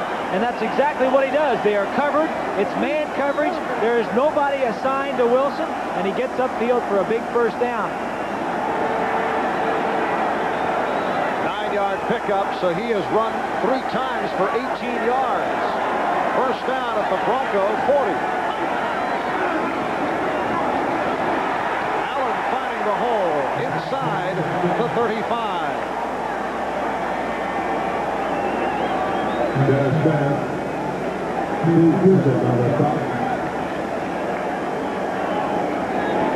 And check out this comparison.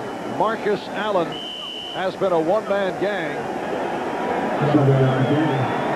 And he has had 2 impressive runs today. Earlier this third quarter for 28. In the first quarter, the 61-yard touchdown. 133 yards for Allen, all told today. And Wilson goes deep. Dennis Smith covering the rookie from Florida State, Jesse Hester.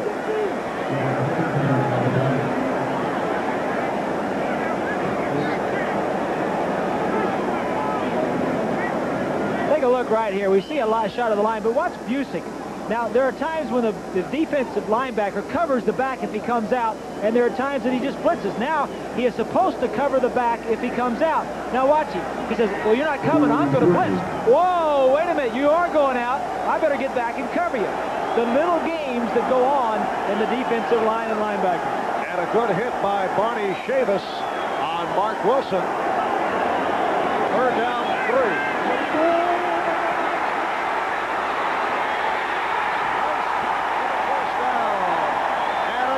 It's Allen coming out of the backfield, a 19-yard pass play. Mike Hart, the right corner, on the stop, and the Raiders are hot. You're seeing an Elway style of offense in black uniforms. Wilson dropping back and getting outside the pocket because of the pressure from Woodard. Throws the ball to Allen. Harden says, I thought I had him covered pretty well, but I can't cover him for 5 or 6 seconds. Wilson getting outside the pocket and making some plays. That was not by design, that was by necessity. First down for the Raiders at the Denver 14, tied at 21. And this time Allen is stopped. Tom Jackson, the outside linebacker, and and Rulon Jones, the defensive right end, combining. See Joe Collier looking into his defensive book. Now, what do they like to go to on second and 9 or 10 yards inside the 15-yard line? It's all in that book. He's got it programmed what the Raiders like to call in this situation, and he'll signal his defense accordingly. On the other side of the field, Tom Flores, calling the plays, knows what the Broncos like to do in this situation, and he'll call a play that he likes against that defense. Hawkins and Allen are the setbacks. He has Hawkins on a swing to the 15-yard line. Picked up a yard. That was it. Check of the scoreboard. The Giants in front of St. Louis now 20-3. Phil Simms throwing a second touchdown pass, and Dallas and the Giants keeping pace, both coming in at 7 up and 4 down. The Rams playing at Anaheim today down the freeway. Lead Green Bay 21-17. Kansas City over Indianapolis in the third quarter. Raiders 4 for 4 third down situations in the second half. And Wilson pegs it. Christensen close to the marker. Mecklenburg on the stop.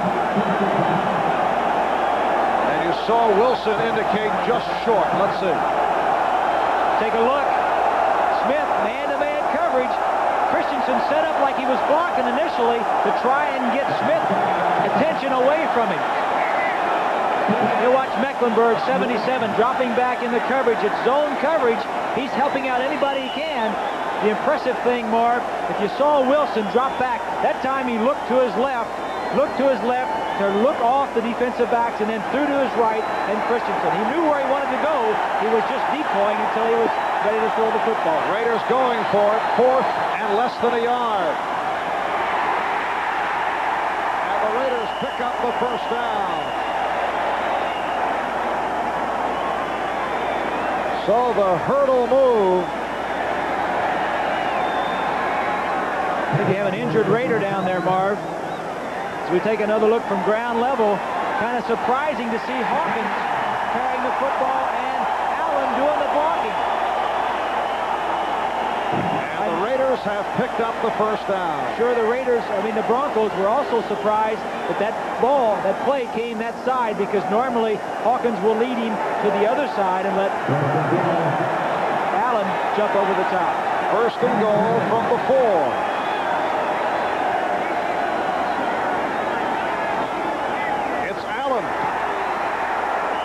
Close to the goal line.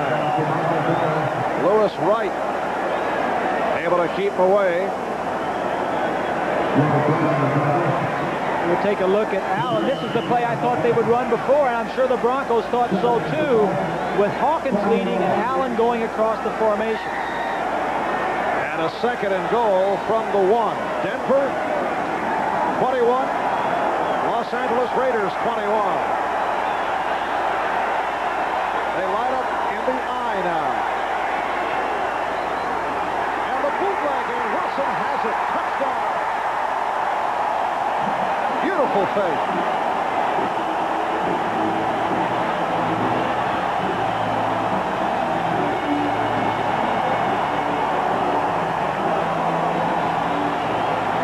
You could almost see the confidence level in Mark Wilson soaring as he fakes to the right, draws all the Broncos. He has a receiver in the end zone, Parker, waiting for him, and he says, I'll just take it the land route and score the touchdown myself.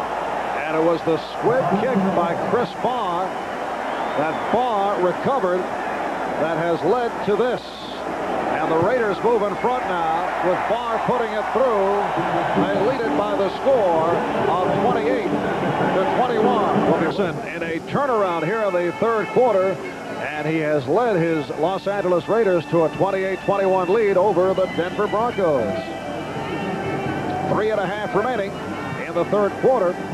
Denver has not had the football. They had it for that quick series, and then the touchdown to Trey Junkin, touchdown pass, then the squib kick leading to the Wilson on the keeper, able to bring it in.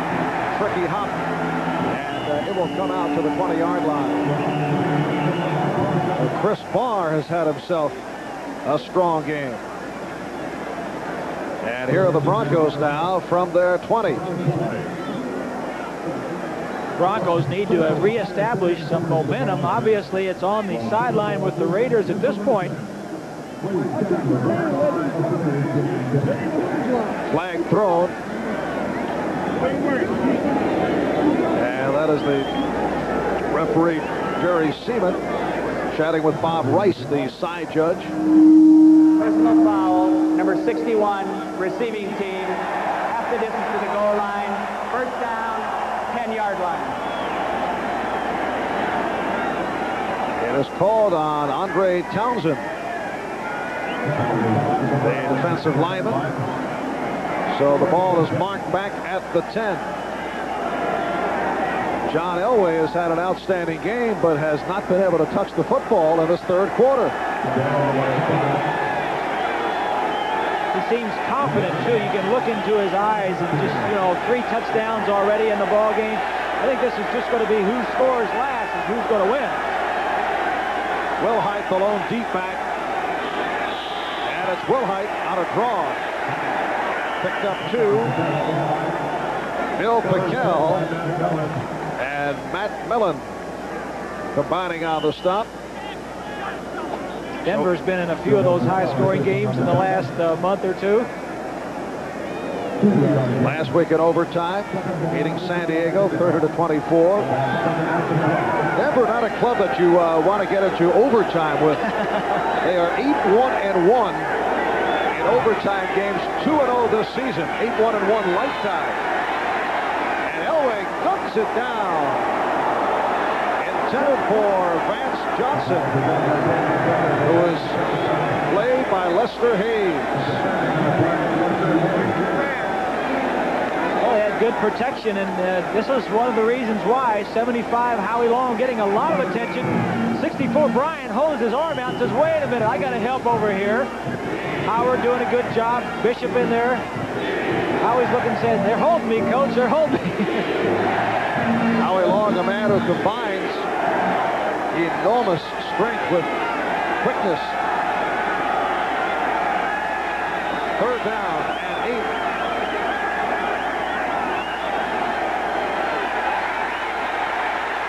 Elway took a pop. He was really right. Intended for Steve Watson. It was Long on the hit of Elway. Long from the right side this time. He scoots out over there against Studdard, runs around Studdard, and Elway barely gets it off, but he'll remember that blow. Wrapped up like a pretzel. And another quickie series for Denver as the Raiders have taken charge. Broncos have not picked up a first down in this third quarter. The Raiders with 8. And Chris Norman will punt for the 5th time today. Fulton Walker is back at the Denver 45. 2.5 left, third quarter. And Walker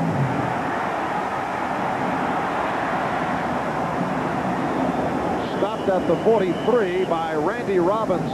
32-yard punt, only a 1-yard return. Similar traits to that of Bob Greasy. I used to play basketball. Al used to fight a lot when he played basketball. In fact, was in the pros strictly as a hatchet man, as even Al will admit. But getting back to football, what about this turnaround by Mark Wilson? Well, the thing about Mark Wilson, he's been inconsistent, and he has been inconsistent in this ball game. But he is riding the crest of a strong series of 2 right now. If he can put another one together, they'll have a big lead going into the fourth quarter. Off the first down play, Allen out of the backfield. Inside the 40, 2:15 remaining in the third quarter. And the Raiders leading the Broncos 28-21. Giants doing it over St. Louis now 27-23. 37-yard run for a touchdown by George Adams. Rams leading Green Bay in the fourth quarter 28-17. Second down and 4. 6-yard pickup on that pass play. Ball at the Bronco 38. Flag thrown. Allen hit the line, but a penalty marker down.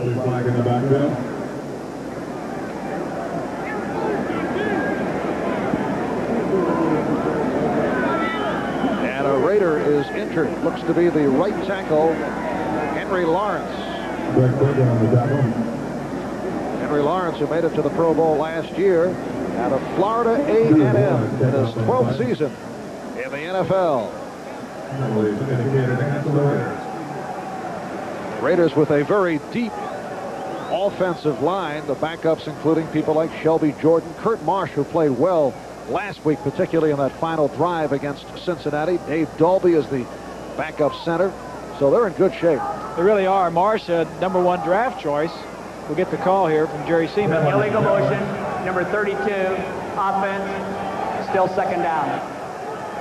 So the motion called on Marcus Allen, and Shelby Jordan has come on, replacing Henry Lawrence. Timeout is called. We'll be back right after Coliseum in Los Angeles. The rain has stopped. There was a steady drizzle throughout. The lights have been on from the start of the game. A 2nd and 9 for Mark Wilson. And Wilson picks it too far, and it's intercepted. And Lewis Wright was looking to lateral. So Wright on the pickoff as Wilson overthrew. Take another look at this. I thought one of the Raiders was offside starting the play, but Wilson, the inconsistency, 2 strong drives, and now trying to throw the ball. I don't know where. I guess he was throwing it to the receiver on a curl. Dokie Williams. Louis Wright making the interception, but I think the Raiders wide receiver, in fact, Williams, was offside on the play. Dan Reeves saying coming into this ball game, we have to establish the run and not turn the ball over in good field position for the Raiders. Well, the last 3 possessions, the Raiders have started on their own 42, their 48, and then the Broncos 43. So he got a reprieve with that interception. Lewis Wright with his 4th interception of the season. One of the heroes of the victory in overtime over San Diego last week. And Denver takes over from their 44. Long count. The hole for Will Height. Reggie McKenzie on the stop. Set for an update. Let's go to NFL 85. Marv, a double dose of bad news for the Patriots today. Not only did they lose in overtime to the Jets and thus fall a game behind in the AFC East race, but they have lost the man who directed them through their 6-game winning streak. Steve Grogan hurt on this play, strained knee ligaments, and the update is he could miss as much as a month. Marv? All right, Bob, 41 seconds remaining here in the 3rd quarter. Will Height has the first down. And the word on Henry Lawrence is a bruised left knee. The Raiders are hopeful that he will be able to return. And that left knee's got a lot of poundage to support. Ooh. Henry Lawrence probably weighing over 300 pounds. What a subtle way of saying he's a big man. Well, he is a big man. When I was in the Pro Bowl with him, I was glad to have him in front of me. Tries to slip away from it. Very clever banner there. Very nice. Yes. Guaranteed to get on camera with the mentality of our director and producer. All right, that's the end of the 3rd quarter here at the Coliseum, with the Raiders leading the Broncos. 20 Flores, quiet man but in control, 7th year head coach of the Raiders. He's coached 2 Super Bowl winners. And as Raiders lead the Broncos 28-21 as we get underway 4th quarter. 1st and 10 from the 43. Harold Wilhite.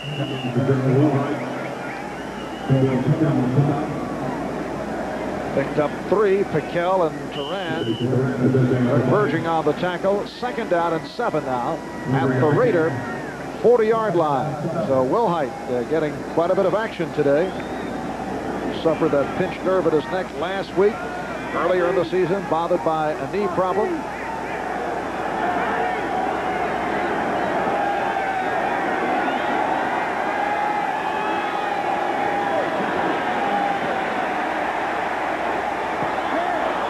Incomplete, but a flag thrown. Intended for the tight end, Clarence Kay.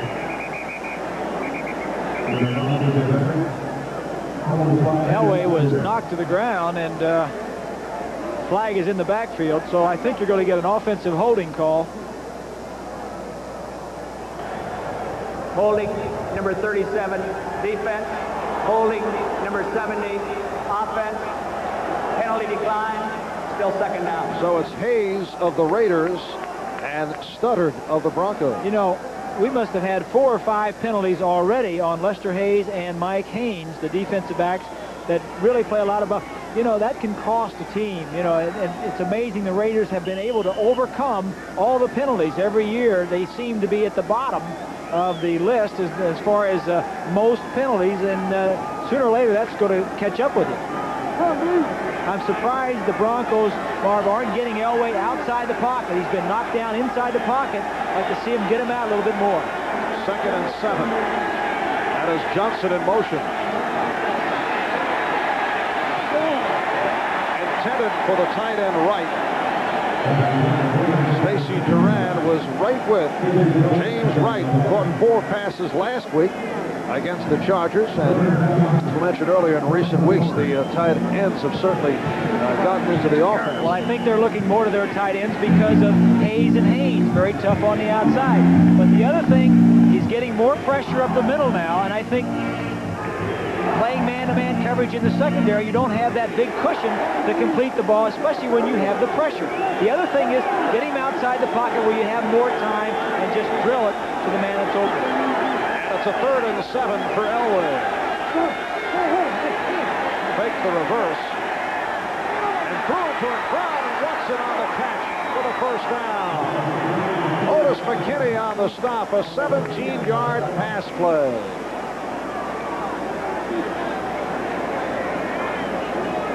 The Broncos getting him outside the pocket. More time. Fake the play. Now you get outside. Now you've got some time. Now it's not a matter of reading. It's just seeing who's open and throwing the football. He couldn't tell who he was throwing it to because there was 2 receivers there. But Elway is more dangerous, especially against a team with aggressive rush and aggressive coverage outside the pocket. 3rd catch of the day for Steve Watson. And a first down for Denver. That's Sampson peeling off. Here is Wilhite turning the corner and bumped out at the 16. Otis McKinney pushed him out. McKinney, a starter for the injured Van McElroy, who had re-aggravated the hamstring pull last week against Cincinnati. Rod Martin complaining to the official on that side that he was being held by Clarence Kay. And the way the running back went around that end where Martin was, I would have to agree with him because Martin normally will make that play come off the block. Denver has a 2nd and 2 inside the 15.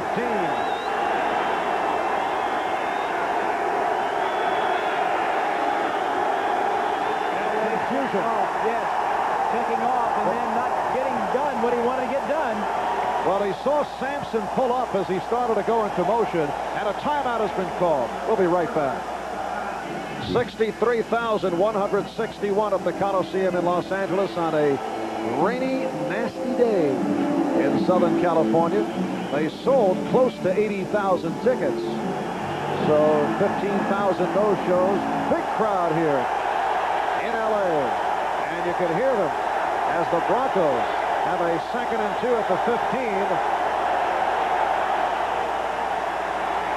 15. Big hole for Steve Sewell, who has the first down. McKenzie on the stop. Keith Bishop throwing a good block as you look to the sideline. Giving the signals. Kubiak.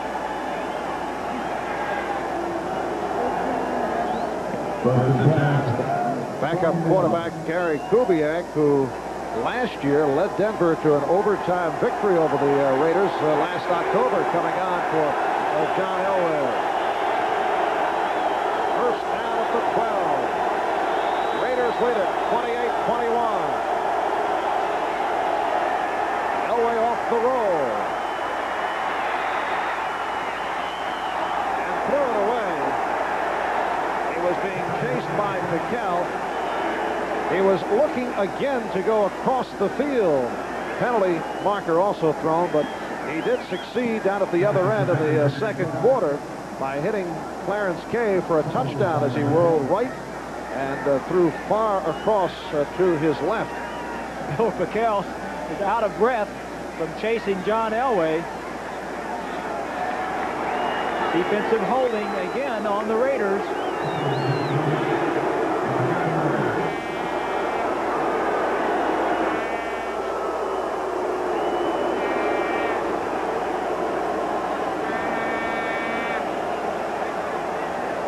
Referee Jerry Seaman looking to have the ball spotted, and now here's the call. Illegal use of hands to the face, number 99, defense. It's Sean Jones, second-year man from Northeastern, who is replacing the injured Lyle Alzado. There's Jones, and 3 sacks opening day in the Raider victory over the Jets. Raiders' top draft pick last year, a second-round selection. Late substitutions for the Raiders. They think it's going to be a pass. First and goal at the 6. And it's Sewell dancing outside. And pushed back. They have gotten to the 4. Let's see where they mark it. Steve Sewell, the rookie from Oklahoma, was stacked up by Stacy Turan. Marv, the coaches on the sideline will look for certain players to substitute. Steve Sewell comes into the ball game. They probably thought that Denver was going to throw the ball because Sewell has been catching the ball rather than running it. So the Raiders substituted their pass defense players, and he had to run. But there's a lot of strategy going on in the press box. Second and goal from the 4, and it's Sewell. Sewell is in. Touchdown.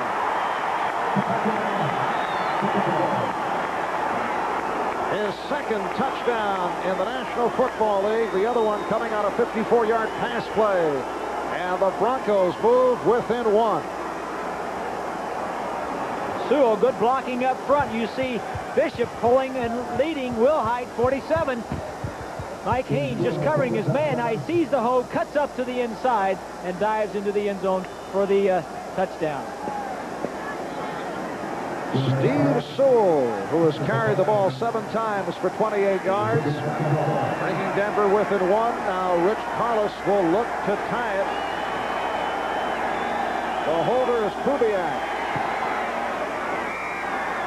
And we are even at 28. 9 plays for 56 yards. We'll be right back. Joined by Bob Greasy and his fabled telestrator, Bob being the strong company man, giving up a Thanksgiving Day at home to be with you.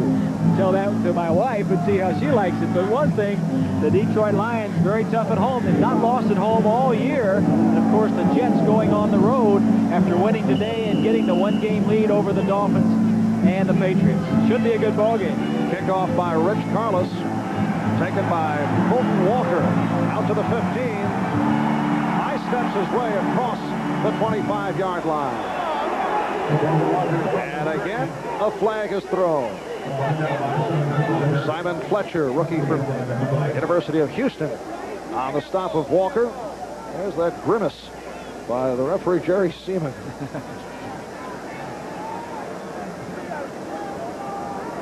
And there's the hold called on the Raiders. He has that transfixed look as he indicates the penalty. And this will be the worst field position of the second half for the Raiders. Illegal use of hands in the back, number 43, receiving team during the return. First down. Number 43 is Sam Seal, the other kickoff return man, along with Fulton Walker. Sam trying to help out. Walker has done a good job for this Raider team, Marv, since he's come over from the Dolphins. I think he's number 3 or 4 in the National Football League. Actually, number 4 in punt return, so they've done very well. Raiders first down from the 12. And it's Marcus Allen reaching out near the 15. Marty Chavis on the stop. 11 and a half remaining, fourth quarter.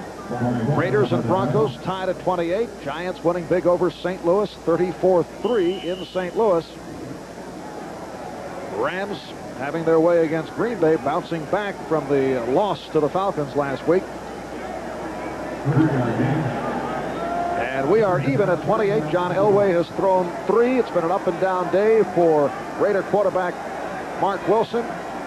Marcus Allen, 17 carries, 138 yards. And Wilson to throw with time. It's deflected. Incomplete. Intended for Christensen.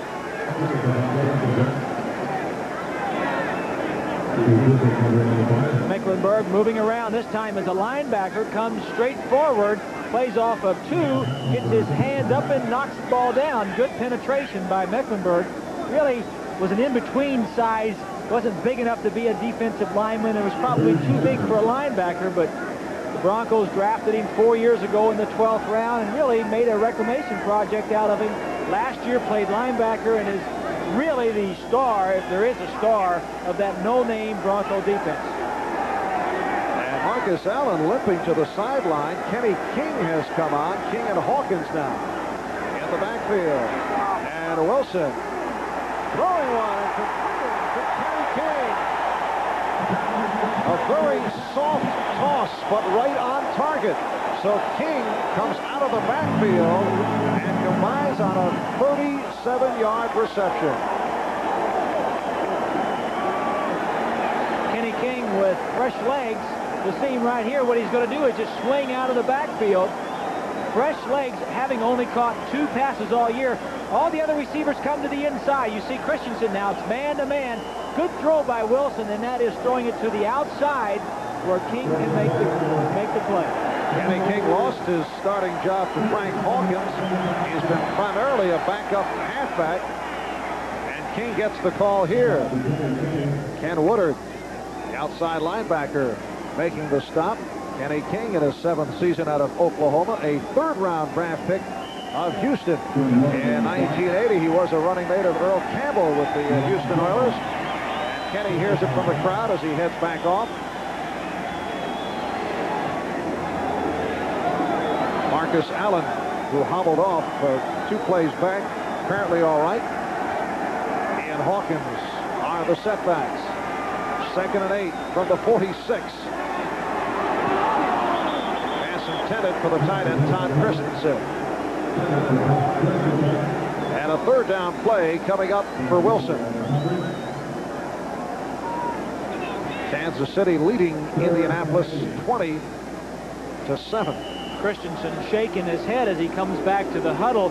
Wilson saw a blitz, and this free safety, Tony Lilly, had to come all the way across the field to cover Christensen on a little out. If he would have caught it, there was an opportunity to make some big yardage.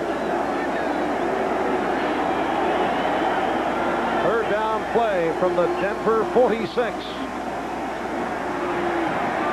And Wilson throwing deep. Broken up. Steve Foley keeping it away from Jesse Hester. Underthrown, Marv. He had him out there. Hester had split 2 defenders. He could have gotten the ball downfield further. Hester could have run down under it. Just an underthrow. You see right here, he was between them, and he was beyond them. If he could have thrown the ball downfield, but he had to stop and come back, and then did a good job of breaking the interception up. And Ray Guy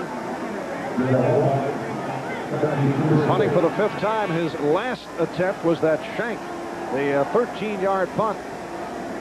Harold Wilhite is back at his 10. And Guy able to angle it, but let's see. Ooh. He got the hop. Inside the 1. Touchback. No, they are saying touchback. All right. Raiders are arguing. Van Pelt.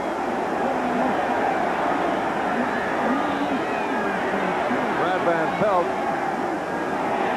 pleading his case. A meeting between the Raiders and Broncos. There have been some Dannies. Remember this? Last year, Rich Carlos with the game-winning field goal in overtime to make it a sweep of the 2-game set a year ago. And you know, it may come down to the field goal kickers again, Marv. It's shaping up that way. Tied at 28. 9:56 left in this 4th quarter off the 46-yard punt by Guy that did carry in. Elway, 1st down from his 20. Was nearly intercepted, and he would like to have that one back. Lester Hayes with some theatrics It was intended for Steve Watson. Some theatrics is right. You're in Hollywood. Look at him. Had 13 interceptions one year. 4 of them didn't even count. He had 17 and 5 in the playoffs. 22 as you see Watson coming to the inside and then starting back to the outside. Lester said, I'll have none of it. Not the best hands in the world. In fact, the Raiders last in turnovers in the National Football League defensively.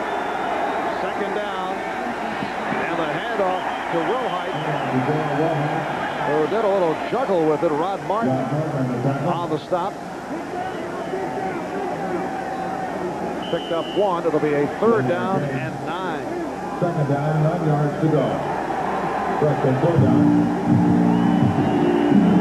Rod Martin, the outside linebacker. Some football people said he was too small when he came out of University of Southern California as a 12th round draft pick.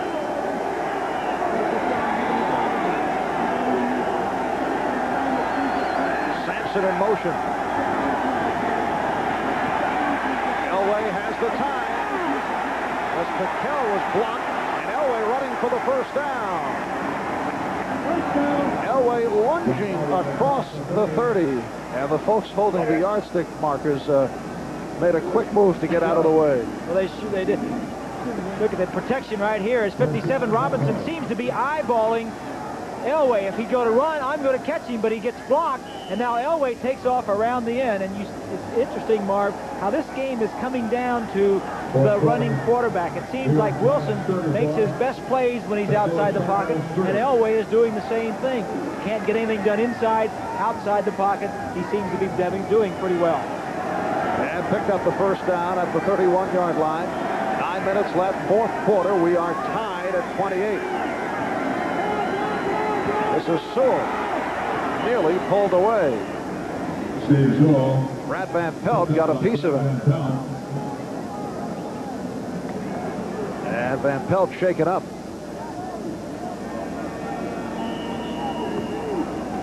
Let's take a look at Bishop right here. He's going to pull and block to the side the play is going to as right 87 goes across. Now Bishop pulling and leading around the outside, gets a block or misses the block. The linebacker kind of hit inside, but Van Pelt going down. I don't know, Marvin. I think he landed hard on his knee. Brad Van Pelt, who joined the Raiders last season, 6 weeks into the season, following 11 years with the Giants, took over Ted Hendricks' old spot at his 13th year out of Michigan State.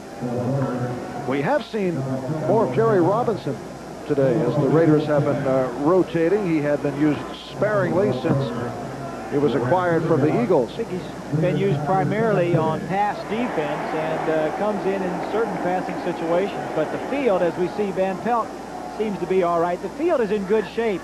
We've had intermittent drizzle throughout the ball game. The grass seems to be a little slippery on top, but the field is solid, and you haven't seen any big mud piles or anybody really tripping because of the field. I know you normally check out the playing field before ball games. Kind of rainy conditions today. Did you check it out? Certainly did. Set my spies down. Set your spies down? Spies down, yes. My spies went down, checked the field out, and in effect, you stayed away from the muddy field. Would not go onto the field. Again, it's Sewell. And some extracurricular activity. This is what Dan Reeves had warned about during the course of the week. Don't let the Raiders get to you. The message from Reeves. Millen and Turan on the stop. And we're swinging by the NFL scoreboard. Rams over Green Bay, 31-17. They are in the 4th. Kansas City leading Indianapolis. It's a 3rd down and 1. And again, the rain is falling.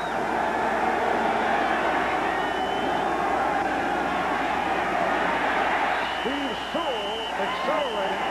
Was pushed back. We'll have to see where they spot it. Rod Martin, number 53, and Mike Haynes combining. 3rd and short yardage, as you see Martin 53 and the defensive surge Good block on Martin by Studdard, but Sewell seems to be running a little bit high for a third and short yardage situation. Whenever you stand up in that defensive line, you can expect to be thrown back on your back. So the first down picked up by Sewell at the 41. 7.5 left, fourth quarter. And here's Wilhite finding the hole out across the 45.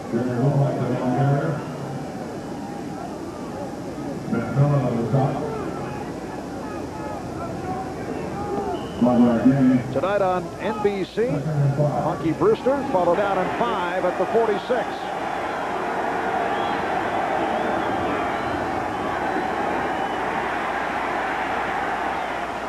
And it's Clarence Kay, but a penalty marker is down in the secondary. Kay on the reception, stopped by Bill Piquel.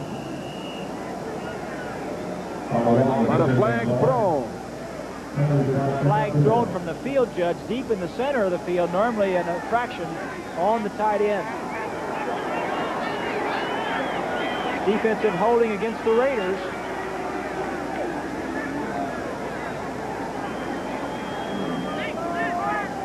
And that is Mike Haynes, the right corner, discussing it. So the Raiders with their 10th penalty of the day. Broncos hit for only 4. Holding, number 22, defense, first down. And it is Haynes.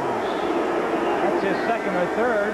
Mike Lester Hayes has 3 or 4, and I know we mentioned it once before, Marv. I think it bears repeating. The Raiders last in the AFC in being penalized, and 24th out of the entire 28 teams in the league. So this is not uncommon for the Raiders. First down for Denver at the Raider 49. Here is Sewell. And again a flag has been thrown. Sewell to the Raider 45. Reggie McKenzie, a rookie from Tennessee, on the stop. 6:17 left in the fourth quarter. Tied at 28.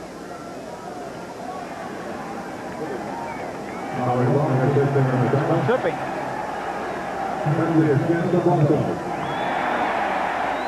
So the penalty now on the Broncos.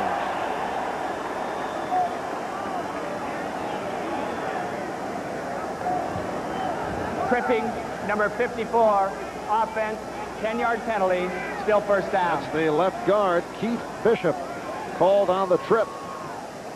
Final score, the Giants over the Cardinals. So the Giants go to 8-4, and Dallas in front of Philadelphia, now looking to keep pace with the Giants in the NFC East. It'll be a 1st and 20. Denver from their 41-yard line. Now under 6 minutes remaining. Tied at 28.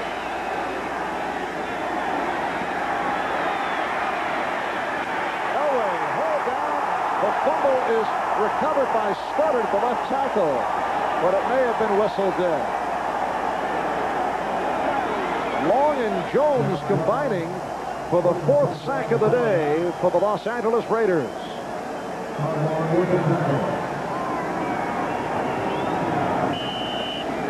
Right, 87 is the man he wants to get the ball to. You see him blocking for a second. Elway rose to his right. Now he looks back. He almost, if he had a second more, he may have had time to come back to right, because right was going to be open another second or two, and that's the thing that spreading out gets you more time to throw the football. It seems like they're going to that more and more now. Now this is a 2nd down, and yes, 31 to go. And Elway throws the strike, obviously way short of the first down as he combines with Vance Johnson. Sam Seal was right there. Vance Johnson was saying that Steve Watson, the other receiver, number 81, has helped him a great deal. In fact, last week after Johnson had run a kickoff back for a touchdown, and it was really called back because of a flag, he came back into the huddle, and Watson told him what pattern to run because he was so out of breath, and to make sure he knew what he was running. 3rd and 22. Big rush again. And broken up. intended for Clint Sampson. James Davis on the coverage. Davis, the extra defensive back. And the punt unit comes on. Let's go back and take a look at what's going on with these cornerbacks. Whoops. Well, there was not a foul call. I don't know if they called that inadvertent, incidental tripping or what. It's hard to tell where the ball went. The ball was already thrown or what, but certainly a lot of penalties against the Raider defensive backs. 4:18 left, fourth quarter. And here's Chris Norman from his 25. And a good punt. This is Fulton Walker at his 20. 25. And a good coverage by the Broncos.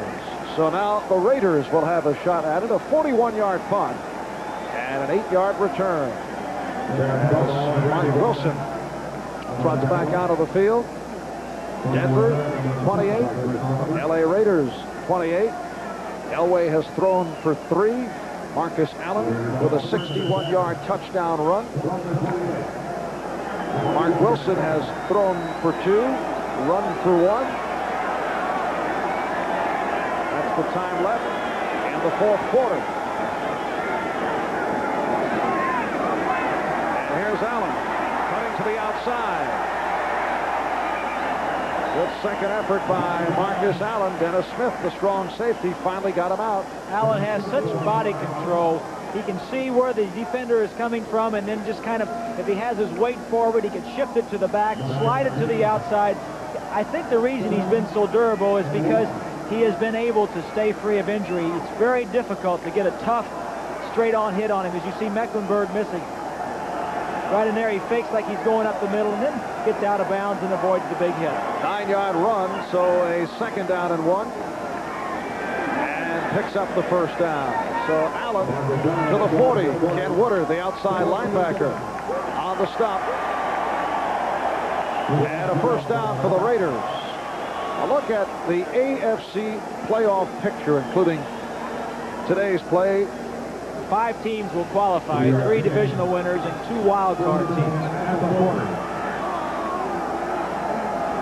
And going into today's play, Denver at 8-3, Raiders at 7-4.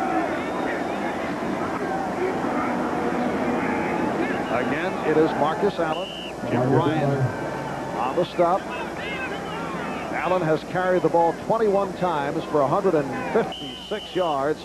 He's caught 3 for 38 yards, so all told 194 yards from Marcus Allen. I wonder how that compares to their total offense of the day. I mean, obviously they lean on him pretty heavily. It'd be interesting to find out how much of that is their total offense. Well, we'll put our crack statistical staff on it. 2nd and 7.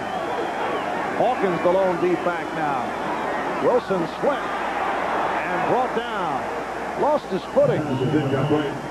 He lost his footing when he got hit over the head by Mecklenburg.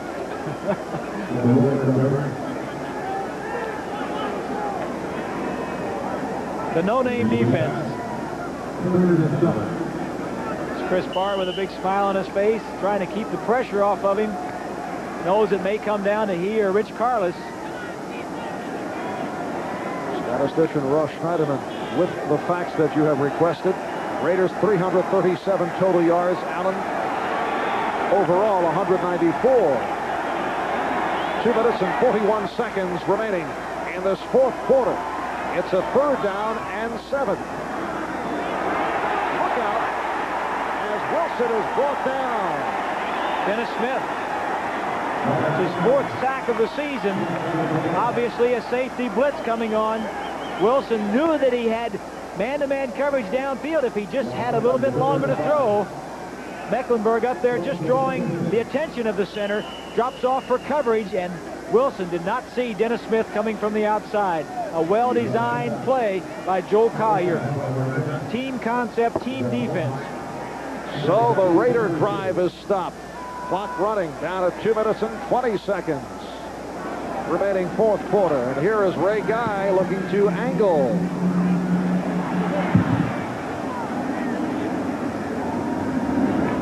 And it about the 26-yard line, a 39-yard punt. So the Broncos get it back. McKellen Barnes right there. Now 2 minutes remaining in this fourth quarter. We'll be back right after these words. Steve Largent twice for big gains in a fourth quarter drive to get his Seahawks to the Dolphin 2. It's deadlocked at 20. With nearly 2 minutes remaining, Seattle doesn't want to settle for 3. Do they throw to Largent once again? It's the ball to Warner, who scored easily around right hand. His clutch touchdown sent Seattle to the AFC Championship. The Seahawks made the right choice. Dan Reeves tied at 28. 2 minutes remaining in this fourth quarter. The Denver Broncos have been superb in overtime. They're 2-0 this season in OT. There's Rich Carlos, who beat the Raiders last year in overtime, and 8-1-1 all time in overtime games. The only loss coming in 1978 against Minnesota. Raiders involved in one overtime game this season, and that a 40-34 loss to the San Diego Chargers. Raiders being 4-3 all lifetime in overtime games, but is it true that the Broncos have been in 2 overtime games this year, won them both, and their offense has not been on the field? Is that? That's right. 2nd and 6, and again the Broncos staying on the ground. Harold Wilhite stopped by Rod Martin. Denver has 2 timeouts remaining. Los Angeles with 3 left. Wilhite with the 3-yard carry has now run for 82 yards on the day, so that equals his NFL career high, which was accomplished against the same Raiders last season. 3rd down and 4. Sampson in motion. Elway goes the middle, and let's see, he has Watson. Steve Watson with a nice circus catch. Lester Hayes on the coverage. Comes to the inside, as we've seen him do today. Stops and goes back to the outside. A great throw by Elway. Good coverage. Here we are right here. He's going to come to the inside and then break back to the outside. Now watch Hayes. Hayes has covered him as tight as you can possibly do it. Comes to the inside. Now Hayes stops his momentum and goes back to the outside. Not much of a target, but Elway sticks it right to the outside where only Watson can catch it. And the 4th reception of the day by Watson. 1 minute and 12 remaining in the fourth quarter. The Broncos calling for time, so they have 1 timeout left. And a big first down that was for the Broncos. Keeps possession, keeps the Raiders. I'm sure if they would have not made the first down, the Raiders would have called timeout because obviously they would have been getting the football. But coming down to the end, Marv, another exciting game here in the LA Coliseum. Last week it was a defensive struggle. This week an offensive struggle, and really on a day that you wouldn't expect the offenses to shine. Overcast, rainy day, but certainly it hasn't been the case. Denver first down from their 38. 82. Vance Johnson coming toward you, and this time some confusion.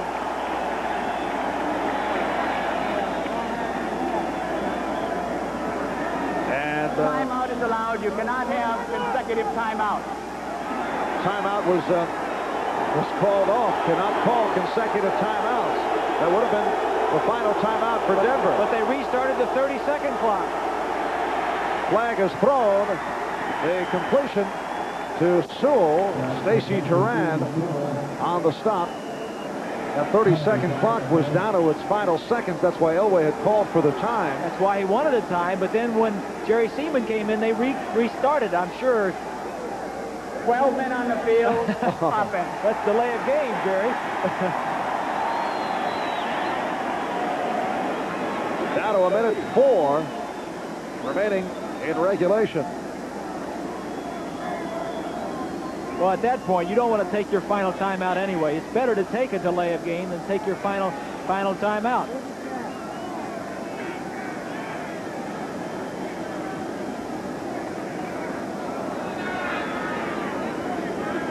Dan Reeves very calm on the sideline. Wasn't always that way. In fact, he is wearing a reminder. He has a, well, let's take a listen. 12 men on the field, offense, still first down. Dan Reeves is wearing what he calls a special tie, and that is only to serve as a reminder not to go crazy.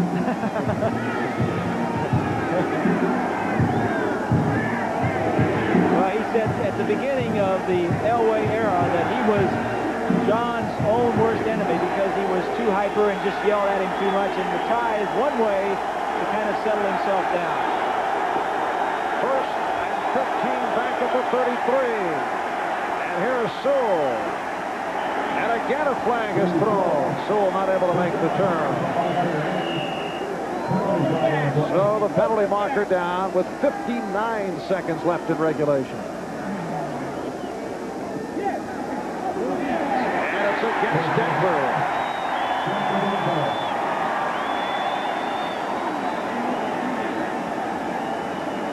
Well, that tie's certainly doing wonders. Well, he was, you don't know what he would have done without the tie.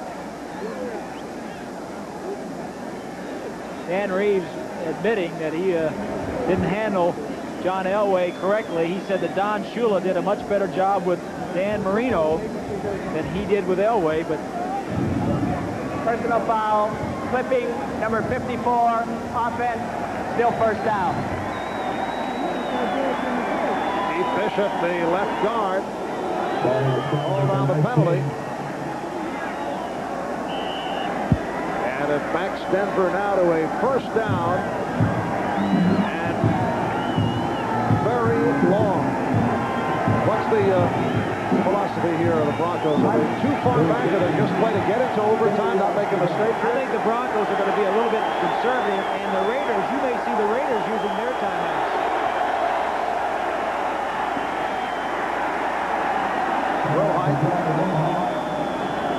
With the clock stopped and 52 seconds remaining in regulation. We'll be right back. James Davis with the tackle, and we're down to 42 seconds remaining.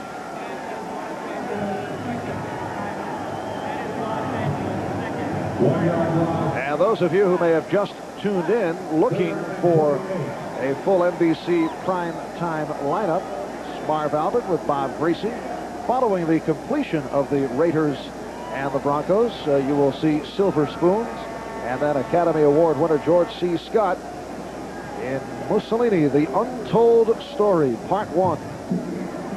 That'll be upcoming following the Raiders and the Broncos. And with 42 seconds remaining, we may have quite a bit of football ahead. 42 seconds left in regulation. Well, the Raiders have one timeout remaining. It's third and whatever, 25 or so. So the Broncos obviously are going to run something that is,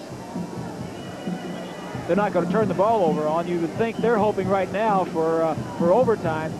The Raiders can call a timeout and get the ball after the punt with maybe 35, 36, 37 seconds, and they've got a shot at winning this game before it goes into overtime.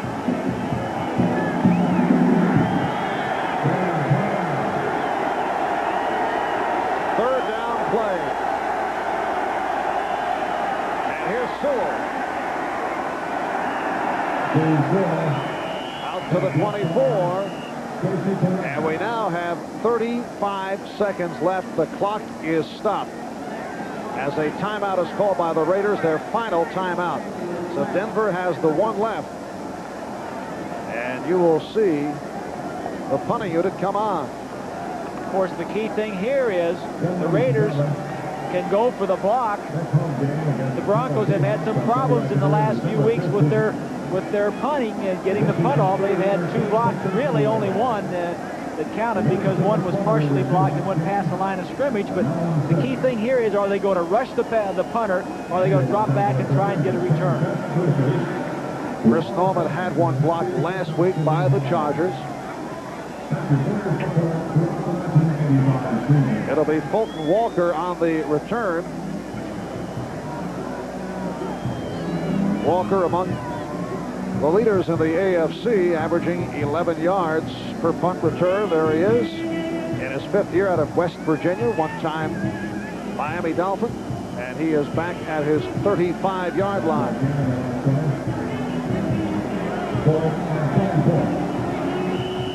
And there's Chris Norman awaiting the snap back at his 10. I think you go for the block, Marv.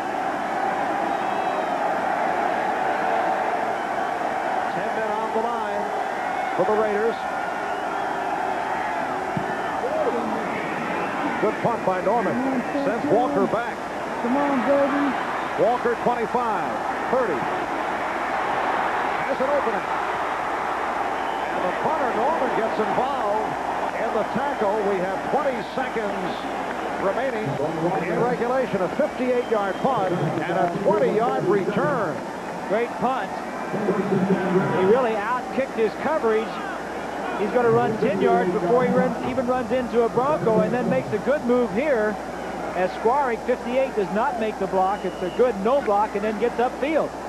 Chris Barr only 2 of 8 outside the 40-yard line, so they have to get it in pretty close to get into his range. And here is Wilson looking downfield, throwing sideline, and he is out of bounds. Great interception, a one-handed interception by Wilson. But out of bounds with 13 seconds remaining in regulation. And Doki Williams is hurt. They can ill afford to lose Doki, the only, what I started to say, the only veteran receiver. They have Cliff Branch, who has been activated a couple of weeks ago after a hamstring injury, but really, of the 3 that are playing, the only veteran receiver, as we take a look. Oh, Wilson fell on his ankle. It looks like it might be his ankle or a twisted knee.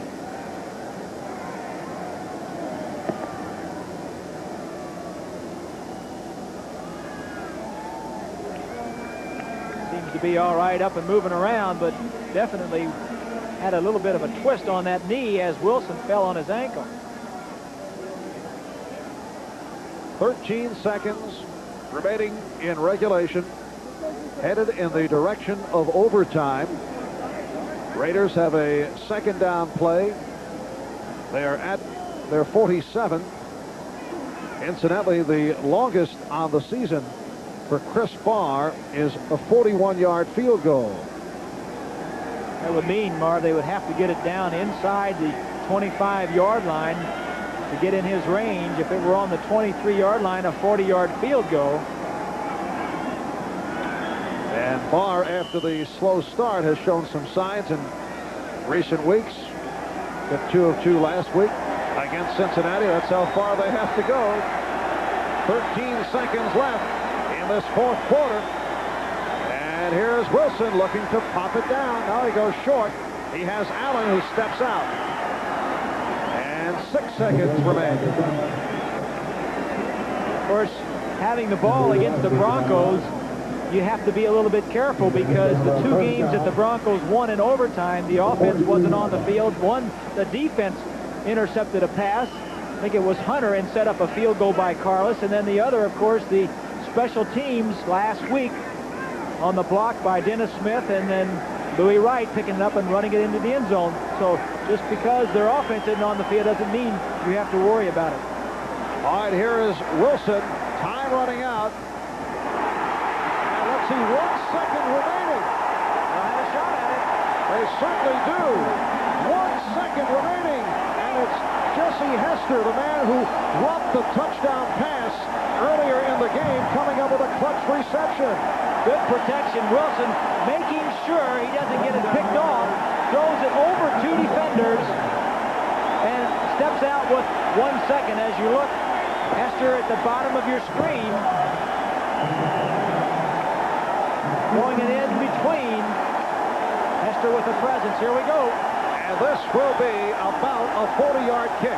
He hit from 41 earlier this year. His longest ever, 45. This is for the ball game.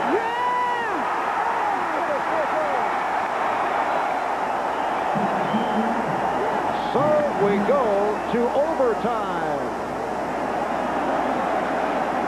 The 40-yard attempt by Barr.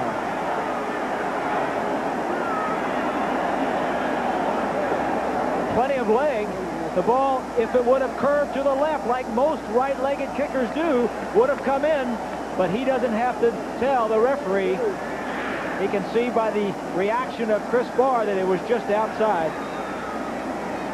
It looked like Millen, number 55, was asking him, did you make it? Wasn't it in? And of course, to have to tell that big hunk of a man, Millen, that it was not in, a little bit intimidating. All right, here's another look, and you'll see the conversation by Millen. Of course, Millen was busy blocking. He didn't want to get it blocked. Millen says, it's good. It's good, isn't it? Isn't it good? Wasn't it good, Chris? Chris, I'm afraid it wasn't, man. Chris saying, are you crazy? Number 7, please call it while it is in the air. Tails is called. It is head. We want the ball! We want the ball!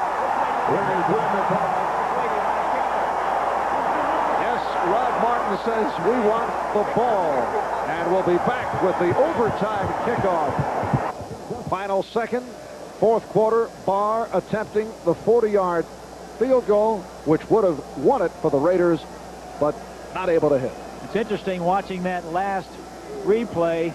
Dennis Smith over there on the same side that he blocked the field goal last week in overtime that Louis Wright picked up, trying to do it again. The Raiders said, I'll have none of this, blocking him out. Good protection for the field goal attempt, just a little bit wide to the right for Chris Barr and the Raiders. Barr is now 2 for 10 this season from 38 yards and longer.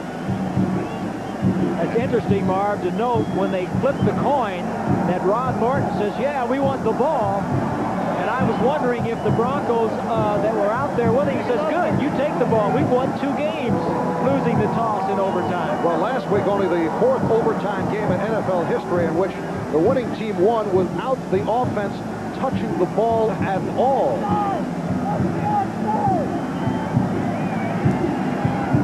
Rich Carlos teeing it up. Sam Seal and Fulton Walker are back. Broncos and Raiders tied at 28. Well, it becomes a game of field position, and the Broncos kicking the ball down to where they can, if they can pin them back, they can get a field goal down there with a turnover. And a strong kickoff. Fulton Walker will stay right there. They'll bring it out on the touchback to the 20. We are just underway in overtime for the Broncos, their 3rd overtime game of the season. And you're seeing more pressure right here because the pressure is on the offense, especially when you're in your own end of the field, because if one mistake is probably going to mean the end of the ball game. A turnover, a fumble, an interception. Your offense almost has to be perfect in this end of the field. And Dokie Williams, who went down at the end of regulation and headed to the sidelines, is all right. He is on the field right now. Mark Wilson, who is 14 for 33, 196 yards, 2 touchdowns, 3 interceptions. Giving to Marcus Allen. And Allen has the first down. Martin and Smith on the stop. You would think that he might tire by this point, but he looked fresh. Great runners seem to get better the more they carry the football. They need a break every now and then, but when you're in overtime and you're in your own near your own end zone, give it to your best man. A good move to set up the block there. The little dip helped to set up Dokie Williams' block, but a good tackle by Mike Harden. 167 yards rushing for Allen. 216 total yards. First down for the 34. And this time Allen is pushed back. Tom Jackson leading the Denver defensive surge.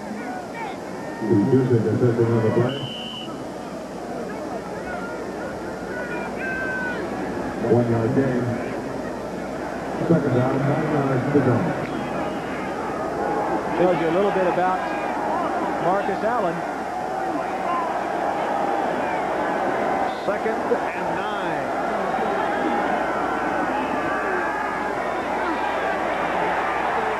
motion. Doki Williams pulling away. And a flag down. Steve Busick, number 58, finally brought him down and may have been a face mask.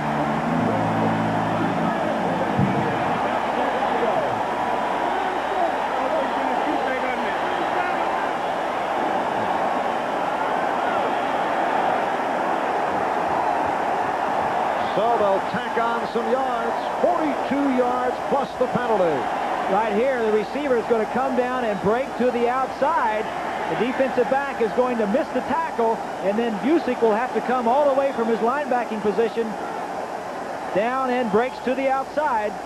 That's Harden, 31, missing the tackle.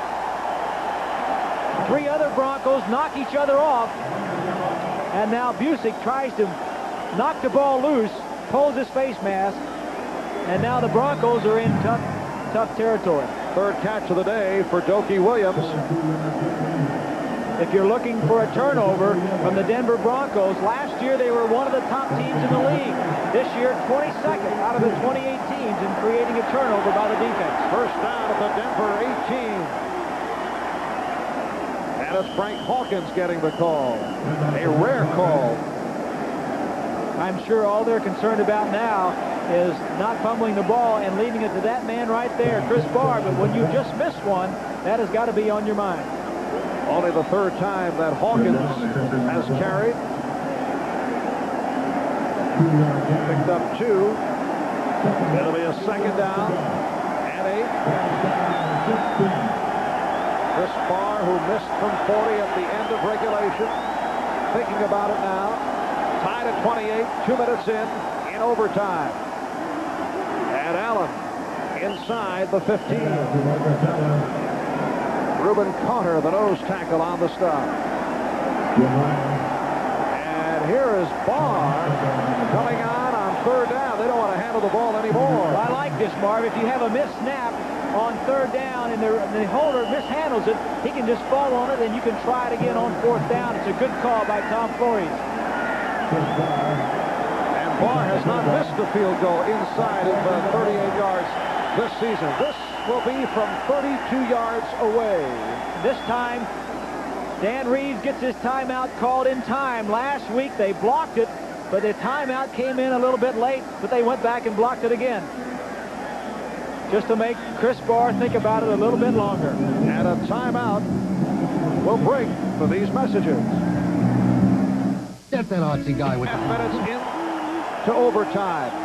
Third down situation, and Chris Barr looking to end it from 32 yards away. Here it is. It is all over.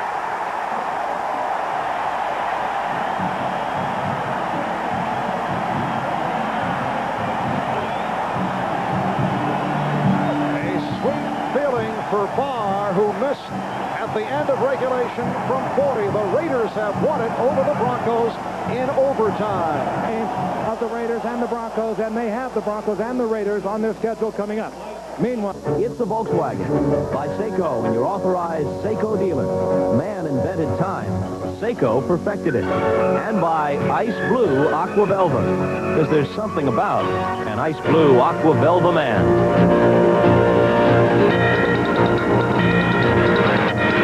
Hi again, everybody. I'm Bob Costas. Welcome to the pregame show. Ahmad Rashad is here, but sadly, Pete Axthelm's seat is unoccupied. Pete is a little bit under the weather today, and the shockwaves are already being felt in Las Vegas. Now, coming up a half hour from now, you'll see one of these two games on NBC. The big one involves the Broncos and the Raiders from the Coliseum in L.A. Rain is expected there. Denver leads the Raiders by a game in the AFC West, and they will play 2 weeks hence at Mile High Stadium in Denver. Now, of course, Lyle Alzado, with the Achilles tendon injury, is out for the season for the Raiders. Sammy Winder will not play today for the Broncos. Gerald Wilhite will open up at running back. And you may have heard that earlier in the week, with Winder hurt, the Broncos tried to sneak Rick Parros through waivers, but Seattle claimed him, so now he's wearing a Seahawks uniform.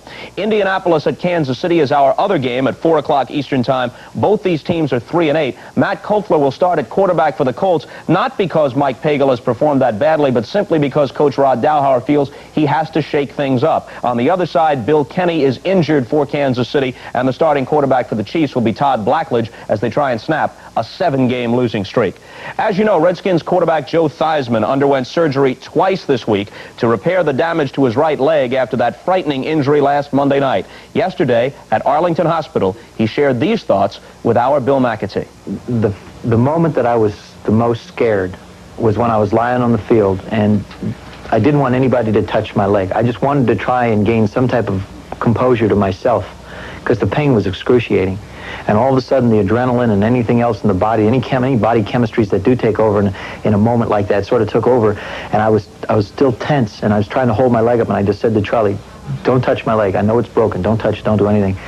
And I just asked him, I said, did it come through the skin? I did not want to have the bone, because, you know, you just see things like the bone coming out of somebody. I did not want that to happen. Have you been able to watch the tape? Once. I didn't, you know, I'm a very lucky man in so much that I've got somebody that cares about me more than probably herself, and that's Kathy Lee Crosby. She wouldn't let me watch it. She said, "You don't want to see it." I said, "No, I want to see it." So Thursday night, she said, "Oh, you want to see it? Go ahead." So I put it on, and I saw it, and as soon as I saw it, I turned the set off just like that. I said, "I don't want to see it anymore." Frightening. Yes, it's scary. I happen to think that severity of that instantaneous moment right there of what can actually happen in an arena, in a game, I think it sort of it shocked me when I saw it again, and I've had people come up and say they really, it set them back. It almost made them sick, because it was such an, you know, the body just isn't made to go that way. You know, they don't put joints that go that way down there, and that was all I needed to say. I don't want to see it anymore. I don't even see pictures of it. Bill McAtee's entire interview with Joe Theismann will air at halftime on NFL 85. Now, quickly, through scores of other games, and perhaps the biggest game of the day, first place is at stake in the AFC East. Both the Patriots and Jets are 8-3. The Patriots have won 6 in a row, but they are playing now without Steve Grogan, the man who has directed them through that winning streak. He sprained a knee in the first half. Tony Eason has replaced him. The Jets led 6-3 at halftime. In the third quarter, the Patriots were driving for what looked like it would be the go-ahead touchdown, but Irving Fryer fumbled at the 2. The Jets recovered, and almost immediately thereafter, this play occurred. Ken O'Brien, the top-rated quarterback in the NFL, will find Wesley Walker wide open, and it looks like the veteran hasn't lost much, if any, of that 9.3 speed. He covers 88 yards on this one, a terrific turnaround in the space of a couple of plays, and the Jets have the lead at the Meadowlands, 13-3, and Joe Walton and his staff are celebrating.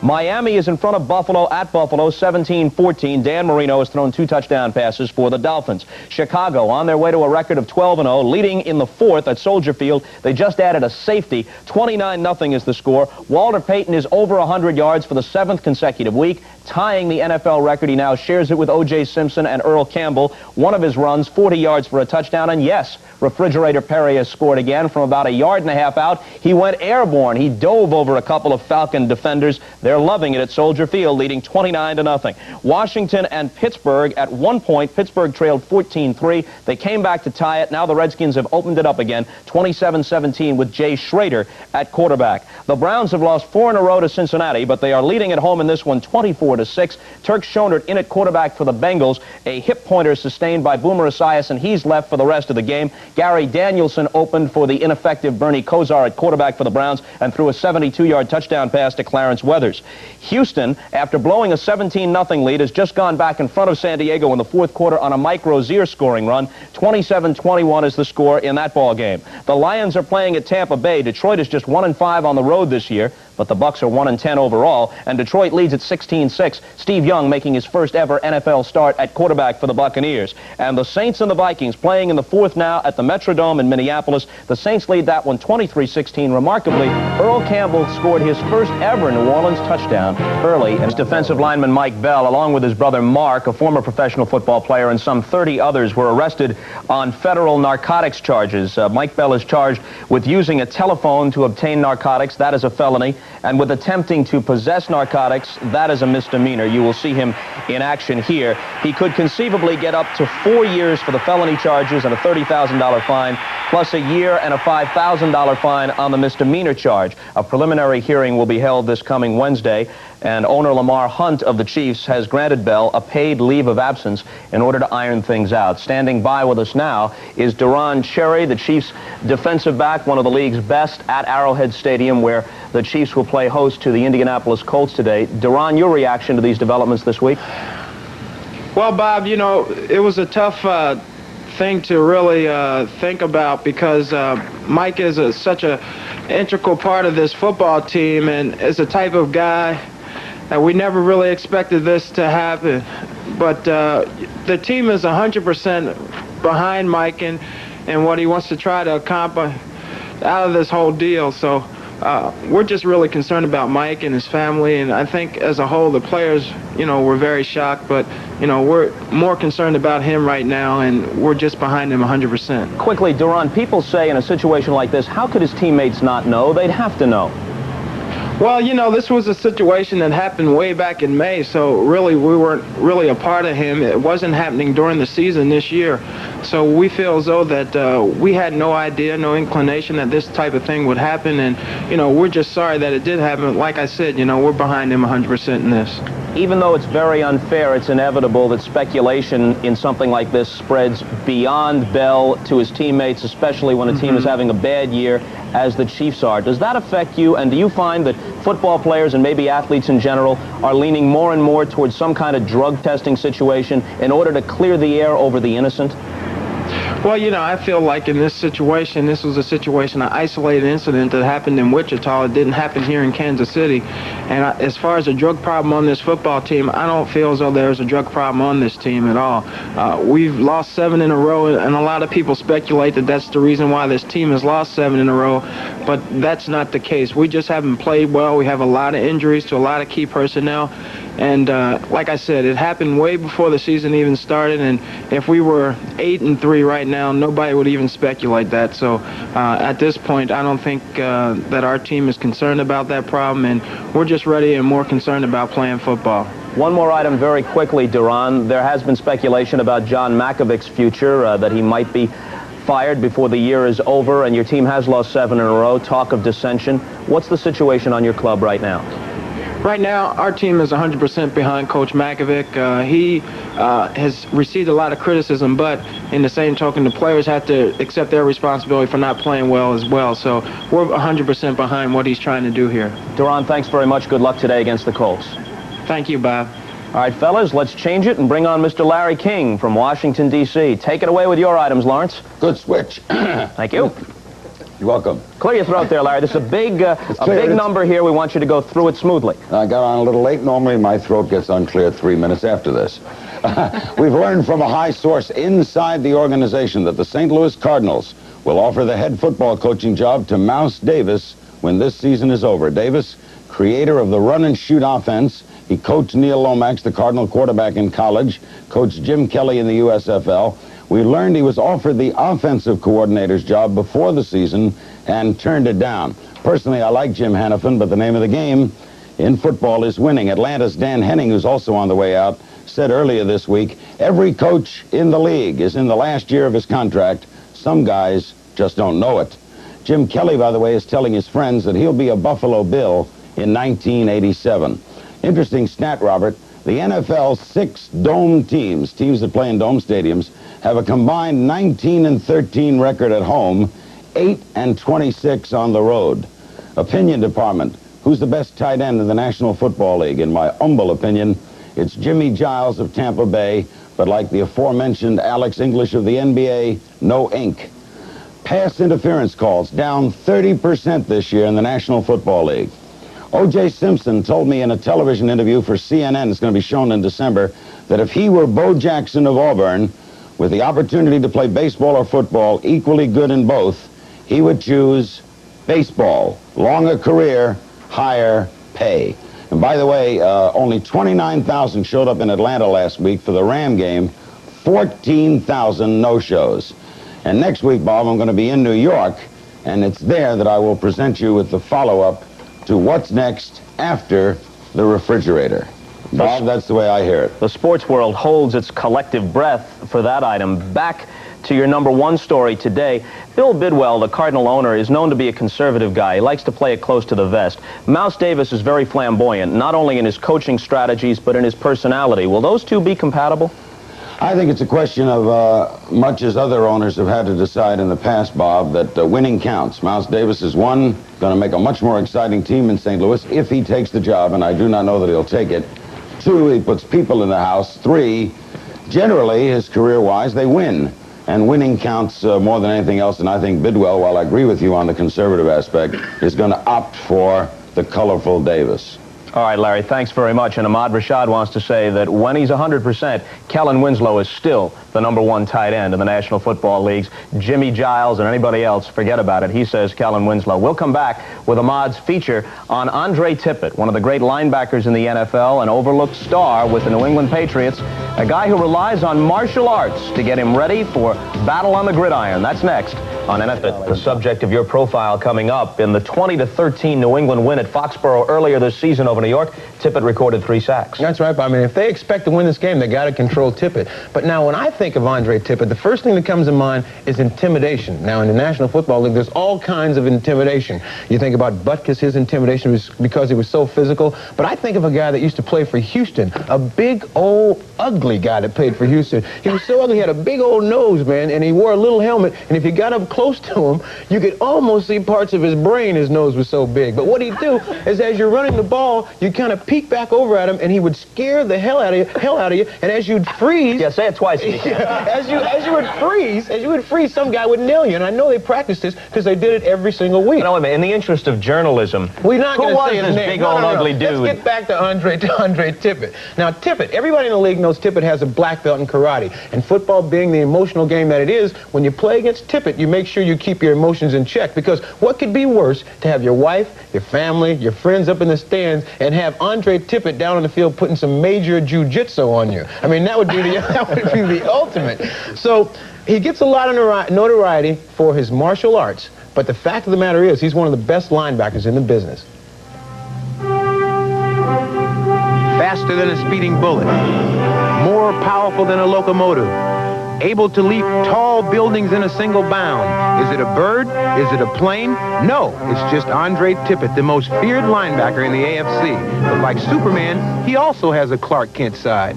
Yeah, it's something I laugh when I think about it. You know, it's like here I am, you know, off the field, you know, easy, nice going, like to have a good time. But you know, come Sunday, it's like, you know, you Jekyll and Mr. Hyde out there. Andre goes in there and he ignites us all with one of his ferocious sacks. He goes in there, he just tears people's heads off. I think he's the most dominant football player in the NFL right now.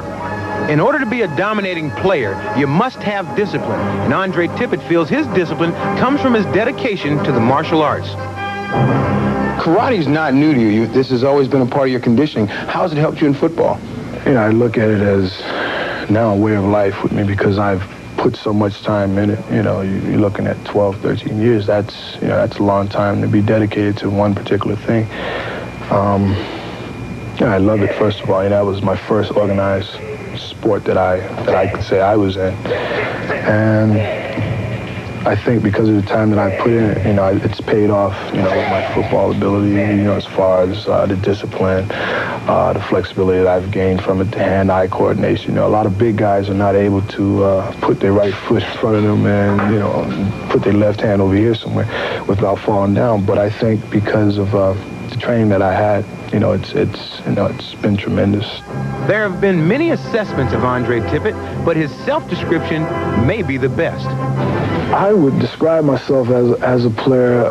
Yeah, he's the kind of guy that if you don't give him any attention, you know, he can cause a lot of havoc to your team. He's always trying to make something happen. You know, basically, he's the kind of guy that, you know, if you take him lightly, he'll come back and bite you. When you're looking for a linebacker, you want a guy that can play on first down and do a good job against the run, and then also drop into zones. And then on a long yardage situation, you want a linebacker that can cover or else rush the quarterback. And Tippett can do all these things. He's in there on every down. He's just an outstanding ball player, and he's the prototype. He may be the prototype, but like all great players, he does have his weaknesses, and his coach knows of at least one. He's not a very good pass receiver as far as running routes as a wide receiver. That's about the only thing I know. I'll tell you one thing. If they ever film the Raymond Berry story, the only guy for the title role is Jackie Cooper. You know, one thing I talked to Raymond Berry, and he said that he also gives Andre Tippett great coaching. I said, how do you do that? He said, every Sunday I walk over to his locker and I go, have a good game, Andre. With the great ones, I guess that's the best thing to do. That's right. You know, he was, Andre Tippett was second in sacks last year, and he did this as a down lineman. And the expert in that area of down lineman and a personal friend of mine is Merlin Olsen, who's standing by out at the Meadowlands. Merlin. Hello, Ahmad. How are you? I'm doing fine. When you talk about Andre Tippett playing as a down lineman at 240 pounds, he has to go up against guys that are 280 pounds. That sounds like a mismatch. Well, Ahmad, one of the things we talk about Andre like we do about basketball players. Some basketball players play big. Tippett plays big. In fact, he attacks those offensive tackles better than a lot of defensive linemen. Part of it, I think, is his training, but part of it is his attitude. He is not afraid of the size differential. He goes right at them. Well, Merlin, you know, if he's such a good athlete, why don't they move him around in the defense like they do with Mark Gastineau? Well, they have actually done that. In fact, against Tampa Bay, he moved from the left side to the right side. That's something we could see today. You talk about great linebackers. You think about Lawrence Taylor, Mike Singletary. Where does Tippett rate among these? I think he ranks right up there. It's just a matter of time until he'll get that kind of recognition, Ahmad. We're going to keep an eye on him today. You'll see some of the reasons that I think he's a great linebacker in this game today. All right, thanks, Merlin. Merlin, one last quick question. Any late note on Freeman McNeil? Will he start? We only know that he is going to play some. We don't know how much, and we were not told if he's going to start or not. So it's still kind of a mystery here. Merlin, thanks very much. We look forward to the broadcast in a few minutes from the Meadowlands as the Jets go against the Patriots. We'll be back to Vealing interview with the Redskins' Joe Theismann, and we'll be back with all the scores and highlights. For Ahmad Rashad and the ailing Pete Axthelm, I'm Bob